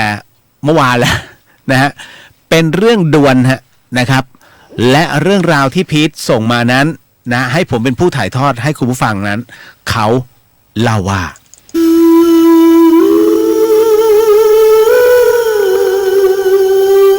พีทเขาบอกงี้ว่ามันเป็นเรื่องที่เราเจอกันทั้งกลุ่มครับพี่เลียวนะฮะนั่นก็คือเพื่อนผมมันชวนไปกินเหล้ากันที่ผับแห่งหนึ่งนะฮะก็คือวงแหวนอันนี้ต้องบอกว่าคำว่าวงแหวนถนนวงแหวนจังหวัดเชียงใหม่มีวงแหวนรอบนอกนะฮะ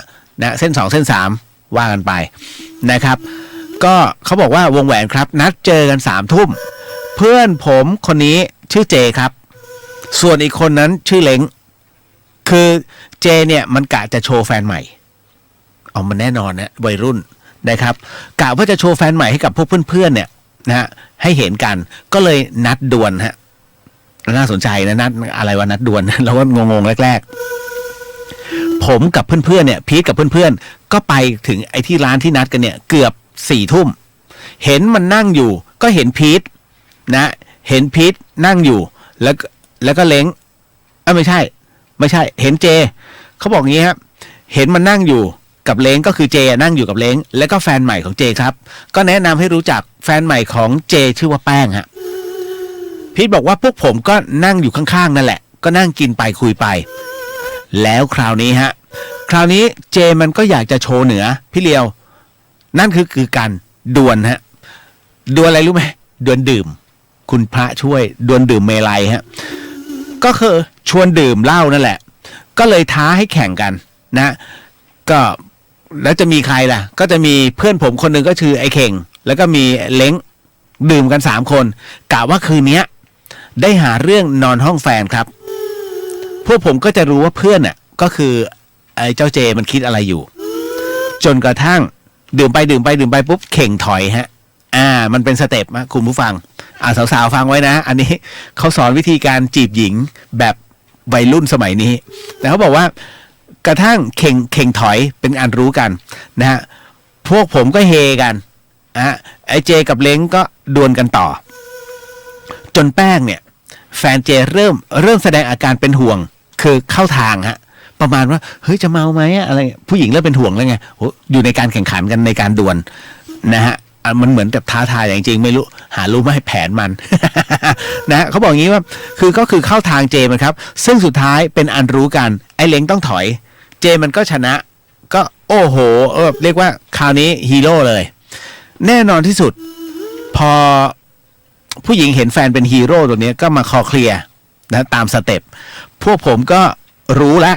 ก็เลยนั่งดื่มกันต่อจนร้านมันเลิกนะฮะหลังจากนั้นก็แยกย้ายกันกลับครับคุณผู้ฟังพีทเล่าให้ฟังนะปรากฏว่าเจมันก็ไปกับแป้งแฟนของมัน เราก็รู้แล้วแหละว่าที่เหลือเราก็นัดกันว่าพรุ่งนี้เราจะไปเจอกันตรงไหนอะไรยังไงต่อจากนั้นราวๆสักตี 4ฮะอันนี้คือพีทกลับมาที่ห้องแล้วนะฮะน้องเขาบอกว่าราวๆตี 4ครับพี่เลียวผมเหม็นเหล้าเหม็นเหล้าเว้ย ผมเหม็นเหล้ามากๆและเหล้าเนี้ยหมายถึงเหล้าตองฮะเหล้าตองทราบใช่ไหมฮะทั้งประเทศไทยน่าจะรู้นะฮะมันเป็นเหล้าสมุนไพรนี่แหละซึ่งพีทบอกว่าผมไม่ชอบดื่มเหล้าเพราะเหล้าประเภทนี้มันเป็นกลิ่นแรงมากนะฮะผมไม่ชอบดื่มนะฮะแต่ได้กลิ่นน่ะนะฮะคือได้กลิ่นจนกระทั่งผมต้องตื่นขึ้นมาแล้วก็ลุกเข้าห้องน้ำไปคือตื่นมาดูมันมาจากไหนวะนะฮะแล้วก็ลุกเข้าห้องน้ำไปพอกลับจะมานอนเนี่ยนะพอจะกลับมานอนนะปรากฏว่านั่งเตรียมนั่งแล้วก็จะเค้งล้มตัวลงนอนปุ๊บเสียงโทรศัพท์ก็มาคุณผู้ฟังเสียงโทรศัพท์มาคือเพื่อนผมในกลุ่มก็โทรมาบอกว่าเฮ้ยเจตายแล้วนะเท่านั้นแหละฮะพีทบอกว่าผมตกใจมากเลยถามว่าเฮ้ยตายยังไงวะที่ไหนยังไงคือต้องบอกงี้ว่าผมเนี่ยรู้อยู่แล้วว่าคือพีทเนี่ยเขารู้อยู่ว่าเจมันไปนอนห้องแฟนมันนี่นาแล้วสุดท้ายมารู้ฮะว่าแป้งเนี่ยเขาไม่ได้ให้นอนนะฮะก็คือเขาไล่เจกลับผมก็เข้าใจแล้วผิดแผนไอ้เจมันแน่ๆเลยนะฮะแล้วตัวมันก็เมาด้วยสุดท้ายก็ไปชนกับรถขนกระหล่ำนะฮะพีทบอกว่าผมกับเพื่อนๆเนี่ยเห็นสภาพเพื่อนแล้วขนลุกครับพี่บอกเลยฮะคราวนี้ฮะหลังจากงานศพเจผ่านไปเราก็นัดกันไปกินเหล้ากันต่อที่ร้านเดิมแล้วหนึ่งในเพื่อนผมเนี่ยมันก็ดันไปนัดแป้งแฟนเจมาที่ร้านกลายเป็นอดีตไปแล้วนะฮะแป้งมาพร้อมกับเพื่อนสาวอีก2 คนฮะคุณผู้ฟังเพื่อนๆก็ถามว่าคืนนั้นเกิดอะไรขึ้นแป้งก็กำลังจะเล่านะฮะแต่ด้วยตอนนั้นพอกำลังจะเล่าปุ๊บไฟในร้านดับฮะวุบเลยพอไฟในร้านดับไร้อรรถรสเพราะว่าทั้งร้านมีอยู่3 โต๊ะผมจึงขอเจ้าของร้านเนี่ยไปนั่งด้านหลังแล้วกันเงียบๆนะฮะเจ้าของก็โอเคนะเอาไปเลยน้องนะมากินนะแม้ไฟดับกูก็ขายเจ้าของร้านก็ไปเลยน้องเดี๋ยวเจ้าของร้านเอาเทียนมาให้2 เล่มแต่ผมเนี่ยเรียกว่าแต่ผมมารวมกับกลุ่มแป้งตรงเนี้ยต้องบอกว่าที่เรามาทั้งหมดทั้งมวลนะพี่เลียวมัน7 คนพอย้ายโต๊ะปุ๊บปรากฏว่าพี่เจ้าของร้านเอาแก้วมาให้8 ใบฮะมันก็แปลกฮะก็ไม่น่าจะมีอะไรหรอกพอเราเปลี่ยนที่นะฮะคราวนี้ก็เริ่มเลยฮะมันเป็นการเริ่มเรื่องของเจทันทีคือให้แป้งเล่าแป้งก็เลยบอกว่าวันนั้นแป้งจะขึ้นห้องแล้วเจจะขอขึ้นด้วยแต่แป้งไม่ให้ขึ้นเพราะแป้งอยู่กับรูมเมทก็เลยให้กลับไปแต่เจก็จะขยันขยอขึ้นให้ได้แป้งก็เลยผลักอกเจล้มลงเจมันก็เลยโมโหก็เลยหันไปแบบเตะกระถางมั่งขว้างขวดน้ำมั่งเดินไปที่รถคราวนี้แป้งก็ดูแล้วอาการแบบนี้ไม่ไหวแน่ๆและปรากฏว่าความพาลความโมโหเนี่ยของเจเนี่ยมันดูแล้วน่ากลัวมันไปเตะสารจีนเนี่ยไอ้ที่วางกับพื้นนะคุณติจุ้ยนะฮะไปเตะตรงนั้นน่ะกระจายเลยฮะแป้งก็มองแล้วโอ้ไม่อยากคบแล้วกับผู้ชายคนนี้เห็นไหมฟังไว้นะวัยรุ่นไทยไม่มีใครชอบผู้ชายแบบนี้ฮะเมาแล้วเตะโชว์ฮะนะครับเตะหมาโชว์หญิงเงี้ยระวังจะเจอพลเมืองดีเขาเรียกเตะหญิงโชว์หมา ไม่ใช่จะเตะคุณโชว์หมานะฮะให้ระวังนะครับเขาบอกอย่างนี้พอมันถึงเวลาเนี่ยแล้วเราไปแสดงอาการแบบนี้แป้งเขาก็เลยอารมณ์แบบนี้ไม่ไหวเพราะรู้แล้วว่าเป็นคนอารมณ์ร้อนถ้าขืนคบด้วยคงโดนตบตายแสดงว่าไอ้น้องแป้งมองอนาคตเก่ง นะฮะจากนั้นก็เห็นว่าเจเนี่ยนะขึ้นรถขี่รถมอเตอร์ไซค์ออกไปตอนที่แป้งบอกนะฮะว่าเห็นว่าเจเนี่ยขี่รถมอเตอร์ไซค์ออกไปนั้น มันเหมือนมีผู้ชายคนหนึ่งนั่งซ้อนไปด้วยฮะอันเนี้ย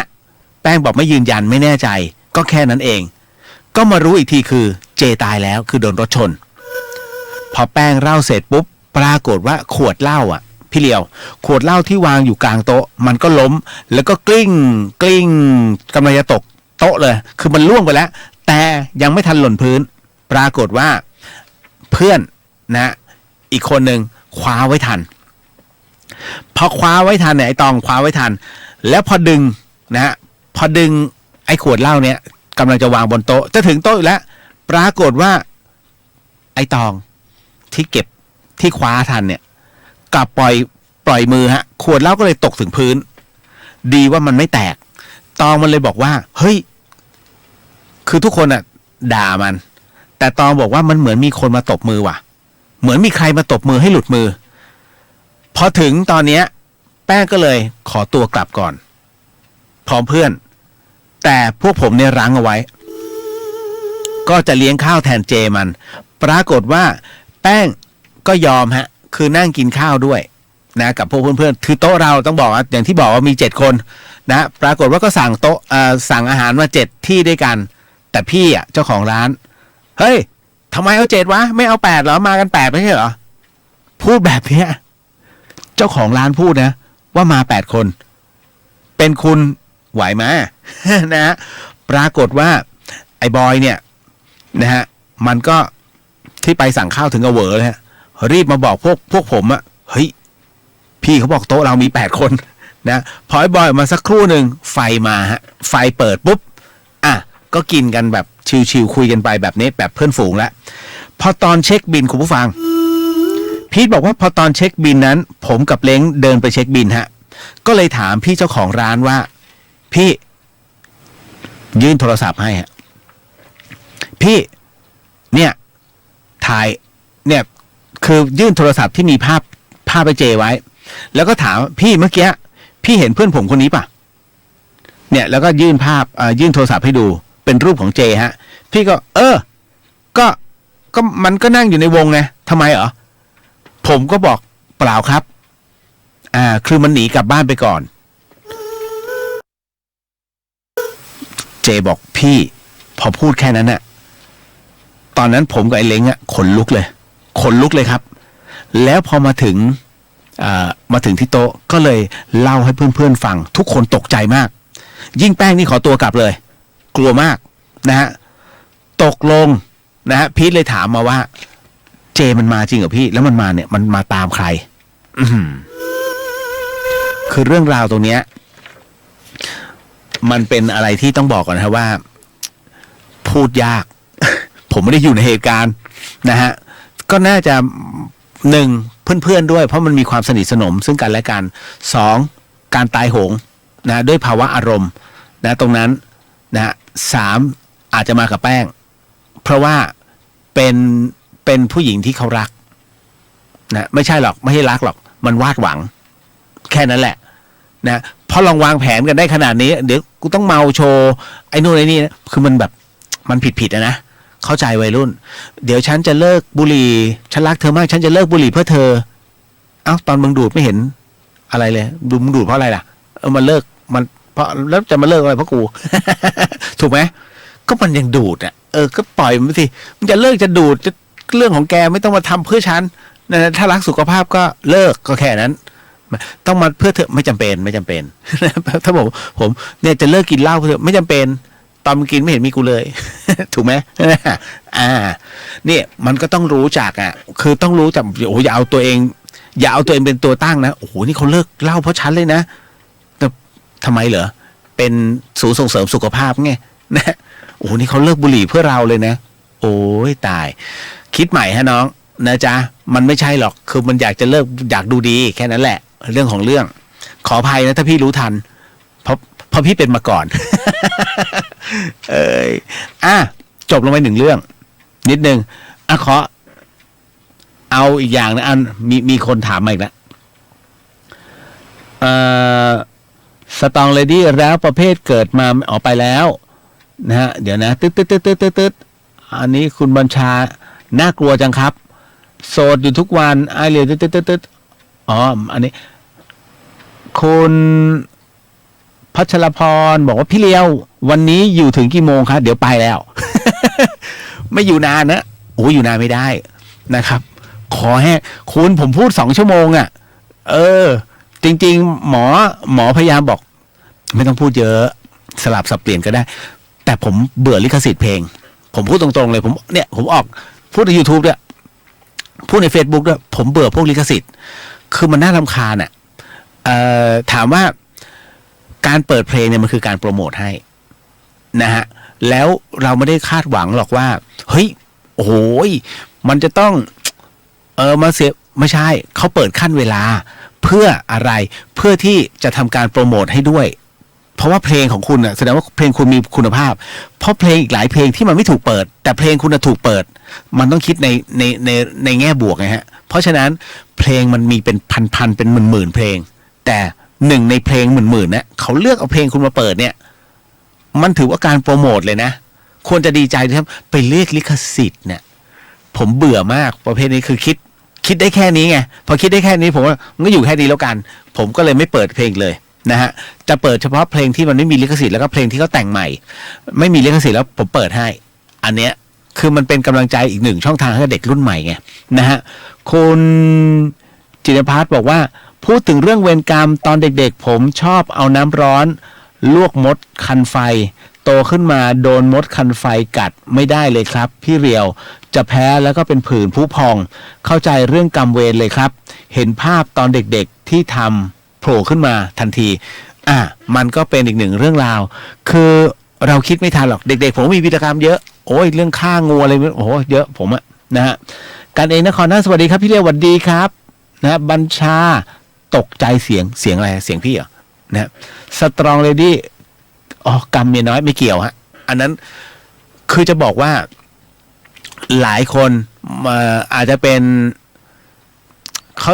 จะใช้คำว่ายังไงดีเป็นบ้านเล็กคุณจะคิดว่ามันคือบ้านเล็กได้ไหมถ้าคุณคิดว่ามันไปต่อไม่ได้บนโลกใบนี้นะฮะอันนั้นไม่ได้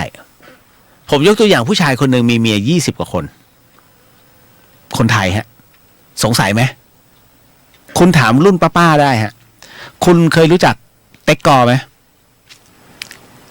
เต็กกอเป็นคนนครปฐมฮะมีเมีย20 กว่าคนทุกคนสามัคคีกันหมดแล้วช่วยกันทำมาหากินนะฮะผมกำลังพูดถึงผู้ชายทุกคนฮะธรรมชาติผู้ชายเป็นผู้ชายเจ้าชู้นะผมเองก็ผมถึงได้บอกว่าผมไม่ใช่คนดิบดีถ้าเป็นผมก็เจ้าชู้พูดกันตรงๆเพราะฉะนั้นการมีบ้านเล็กบ้านน้อยถามว่าถ้ามีแล้วทุกคนมีความสุขผิดไหมผิดศีลฮะมันคนจะเป็นนกฟลามิงโก้ถูกไหมนะผัวเดียวเมียเดียวแต่บนโลกใบนี้แน่นอนที่สุดคำว่ากามคุณอยากได้อยากมีอยากเป็นไม่เข้าใครออกใครหรอกครับนะผมถึงบอกว่าเฮ้ยบางทีจะไปบอกว่าเขาผิดหรือเปล่ามันแน่นอนฮะถ้าศีลธรรมผิดแต่ถ้ามันคือความสุขผมก็มองว่าเป็นหนึ่งรูปแบบเพราะว่าครั้งหนึ่งผมก็อยู่ในภาวะแบบนั้นนี่เลยพูดกันตรงๆฮะแมนถูกไหมเดี๋ยวนะฮะขออนุญาตนิดนึงตึ้งแบตมันจะหมดผมก็เลยต้องเสียบแบตนะฮะผมเคยตกอยู่ในสภาวะที่มันเป็นแบบนั้นมันก็เลยทำให้เราเนี่ยรับรู้ได้เพราะอัตราส่วนถ้าจะบอกเห็นแก่ตัวก็เห็นแก่ตัวนะผู้ชายปัจจุบันเนี่ย1 คนต่อผู้หญิง20 กว่าคนนั่นยังไม่รวมถึงผู้ชายที่ไม่ใช่ผู้ชายแล้วก็ชายที่รักชายแล้วก็เป็นนักบวชอีกสัดส่วนผู้ชายน้อยลงฮะแต่สัดส่วนของผู้หญิงมีมากขึ้นนะฮะถามว่าผู้หญิงคือตัวเลิกไหมไม่ใช่หรอกครับเพราะถ้าคุณไม่มีความรักซึ่งกันและกันอะไรต้องย้อนกลับไปก่อนว่าอะไรที่ทำให้คุณรักเขาแล้วเขารักคุณอย่ามองถึงความเป็นบ้านน้อยนะอะไรตรงนี้เป็นปัจจัยตรงนั้นมันคือความรู้สึกความรักเขาเรียกว่าบุพเพนิวาสาบุพเพสันนิวาสน่ะคุณมันมีความเกี่ยวเนื่องเกี่ยวข้องต่อกันและกันแต่นะวันนี้ถึงได้บอกไงว่าคุณเกิดทีหลังเขาเกิดก่อนนะฮะ ดังนั้นแน่นอนคนเกิดก่อนมันมีเขาเรียกการเผชิญโลกที่มันมาก่อนจะเหลือเหรอจนป่านนี้ถูกไหมพอมาเจอคุณอ้าวเจ้ากรรมในายเวรเก่านี่หว่ามันจึงมาเกี่ยวเนื่องเกี่ยวข้องตึ้งผมยกตัวอย่างเรื่องราวเจ้ากรรมนายเวรก่อนแล้วกันนะฮะคุณผู้ฟังครับทำไมหลายคนจึงบอกว่าเฮ้ยมีคนทักเจ้ากรรมนายเวรเจ้ากรรมนายเวรแน่นอนที่สุดย้อนกลับไปตอนแรกครับคุณผู้ฟังเรื่องของเจ้ากรรมนายเวรสิ่งที่ผมพูดเสมอก็คือว่าวันนี้คุณยังมีอาการที่ดีอยู่วันพรุ่งนี้ถ้าคุณเดินทางไปที่สักที่หนึ่งที่ไหนก็แล้วแต่ปรากฏว่าเกิดอุบัติเหตุแล้วทำให้คุณต้องถึงกับขาหักเข้าเฝือกเลยเฮ้ยทำไมเกิดขึ้นได้แบบนั้นน่ะแน่นอนที่สุดฮะมันไม่มีอะไรที่มันจะเป็นเหตุบังเอิญไปได้นอกจากตัวกรรมกำหนดแล้วใครเป็นผู้กำหนดตัวเราเจ้ากรรมนายเวรเพราะเจ้ากรรมนายเวรเจอคุณเอาซะหน่อยไม่รู้หรอกว่าเมื่อชาติปางก่อนคุณทะเลาะอะไรกันตรงไหนแต่พอคุณเกิดมาเนี่ยมันเกิดกันคนละที่เขายังหาคุณไม่เจอแต่วันนั้นน่ะที่คุณไปมันคือสถานที่ซึ่งเขาก็ยังไม่เกิดแต่คุณไปสถานที่ที่เคยทะเลาะกันแล้วเจ้าตัวยังฝังใจอยู่ตรงนี้เขาเรียกยืนรอเจ้ากรรมนายเวรยืนรอการเปลี่ยนตัวฉันยังเฝ้าอยู่ตรงนั้นบังเอิญคุณคือโจทย์สำคัญเลยที่มันต้องห่างกันเป็นชาติพอไปถึงจุดนั้นเล่นเลยฮะกะให้ตายแต่มันไม่ตายไงบุญคุณยังมีอยู่พอมันไม่ตายเกิดขึ้นแน่นอนที่สุดเจ้ากรรมนายเวรมันเล่นคุณแล้วแต่ถามว่าอ้าวพี่แล้วอย่างนี้ตัวเขาไม่บาปเหรอแน่นอนคนที่กลั่นแกล้งยังไงก็ต้องได้รับกรรมเพราะฉะนั้นโทษของในโลกจิตวิญญาณเนี่ยอีกเรื่องหนึ่งเลยนะเขาก็ต้องรับกรรมดิ่งลงไปอย่างผีเนี่ยที่บอกว่าเอ้ยมันมาเข้าคนทำร้ายคนแบบนั้นพวกผีป่ารับกรรมนะดีไม่ดีหมดสิทธิ์เกิดนะฮะเกิดอีกทีคือเกิดเป็นเดรัจฉานอาจจะเป็นแมวอาจจะเป็นกวางคือมันไม่ใช่คนอ่ะคือการเป็นเดรัจฉานคือไม่ได้ใช่คนนะฮะคุณผู้ฟังนะฮะเพราะฉะนั้นเนี่ยการอาฆาตมาร้ายหนักๆเลยหมดสิทธิ์การเกิดเป็นคนเพราะว่าแรงพยาบาทยิ่งพยาบาทมากกรรมมันหนักขึ้นเขาเรียกว่ามันไม่มีเหตุจะต้องบรรเทาโทษแล้วมึงรับโทษอยู่ยังไม่เขาเรียกว่ายังไม่ปล่อยวางในการรับโทษจนหมดกรรมแถมยังดื้อดึงต่อโทษอันนั้นอย่าเกิดเลยเป็นคนจบเลยฮะนะฮะคือเรื่องราวเหล่านี้มีอยู่พอสมควรที่บอกเกิดเป็นหมาแต่ท้ายที่สุดแล้วหมาก็ต้องกลับมาเกิดเป็นคนเหมือนเดิมเพราะกรรมที่ทำกับหมาไว้แต่หมาตัวนั้นฟังทำวัดเช้าและทำวัดเย็นตลอดวันที่มันตายมันเลยมากราบพระลาชาติต่อไปผมจะเป็นคนแล้วครับจะมาบวชนี่เรื่องราวนี้เกิดขึ้นที่วัดอัมพวันฮะหลวงพ่อจรัญนะฮะกลายเป็นอีกเรื่องอีกแล้วนะฮะผมเล่าเสมอว่าเหตุการณ์นี้เกิดขึ้นที่วัดอัมพวันจังหวัดสิงห์บุรีฮะครั้งหนึ่งที่พระเดชพระคุณหลวงพ่อท่านนะฮะเล่าดีไหมเก็บไว้ก่อนไหมจะหมดเวลา นะฮะเดี๋ยวนะฮะขออนุญาตนิดนึงขอดูก่อนตึ๊ดโสดอยู่เล่นเลยครับอ๋อโอเคคืออย่างนี้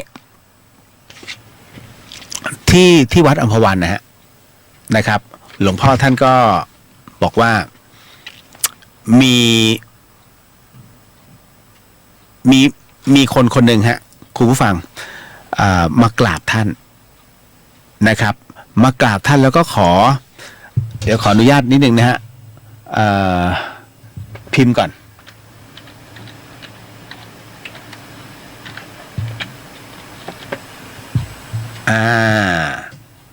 นิดหนึ่งไม่ผมอยากรู้ข้อมูลนิดหนึ่งฮะเพราะเดี๋ยวพูดผิดขึ้นมาผมยุ่งเลยนะครับตึ๊ดเอาลืมเลยนะฮะ เดทแอร์ไปซะงั้น ไม่ใช่หรอกครับกำลังหาข้อมูลอยู่นะครับ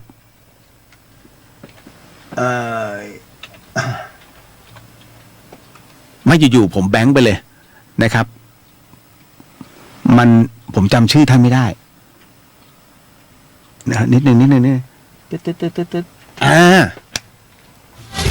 หลวงพ่อจรัญครับ โอ้ยผมหาชื่อท่านนะฮะที่วัดอัมพวันจังหวัดสิงห์บุรีคุณผู้ฟังเรื่องราวมันเป็นอย่างนี้ก็คือว่าช่วงเย็นของวันหนึ่งที่พระเดชพระคุณหลวงพ่อจรัญเนี่ยกำลังจะลงทำวัดเย็นฮะคุณผู้ฟังปรากฏว่ามีผู้ชายคนหนึ่งนะฮะเดินมาหาหลวงพ่อท่านก่อนจะขึ้นอุโบสถนะแล้วก็ก้มลงกราบปกติหลวงพ่อเดินเนี่ยฮะจะมีพระตามอยู่เห็นไหมเวลาหลวงพ่อจรัญท่านเดินอยู่นะฮะแล้วก็มีลูกศิษย์ลูกหาตามอยู่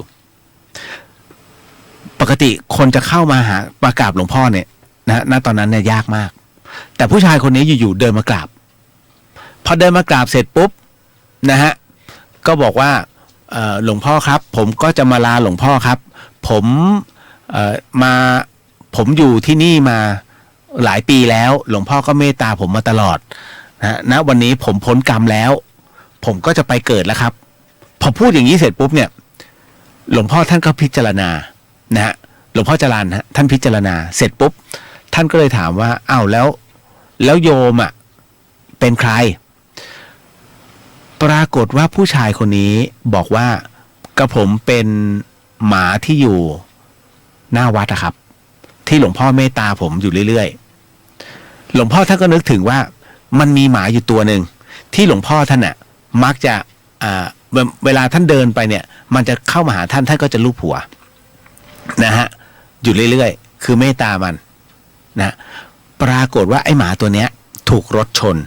ชาวบ้านชนนะชนตอนเช้าแต่วิญญาณเนี่ยรอให้หลวงพ่อท่านเนี่ยลงมาก่อนตอนเย็นก็เลยมาลาแล้วก็บอกว่า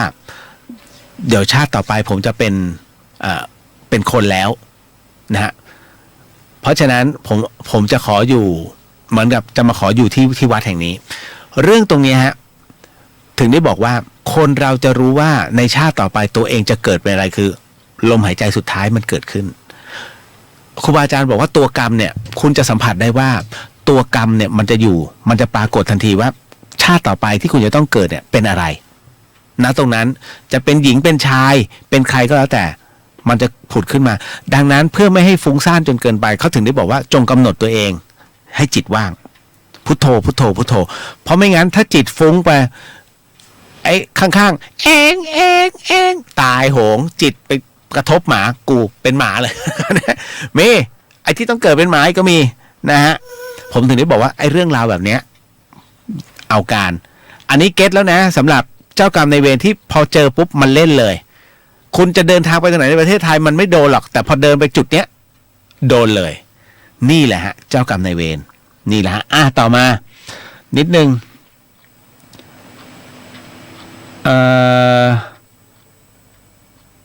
มาถึงสตองเลดี้อันนั้นคือสัดส่วนเจบอกว่า20นี่มากครับไม่น้อยเลยนั่นคือสัดส่วนชายกับหญิงนะครับที่ปัจจุบันที่เขาคำนวณออกมาจริงๆมันเยอะกว่านั้นนะ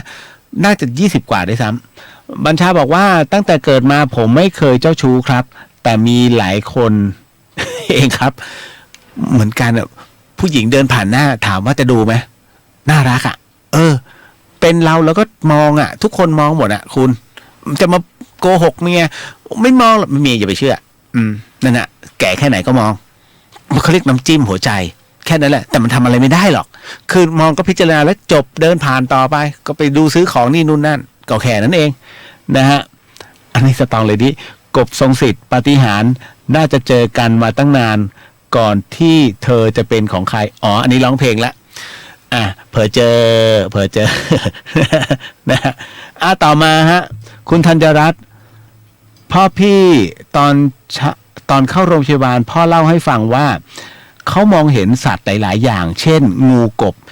อีกวันนอนก็เห็นชายสองคนมากลางดึก แล้วก็เดินออกไป พร้อมผู้หญิงคนหนึ่ง ตอนเช้าปรากฏว่ามีป้า ซึ่งนอนเตียงอีกล็อกหนึ่งเสีย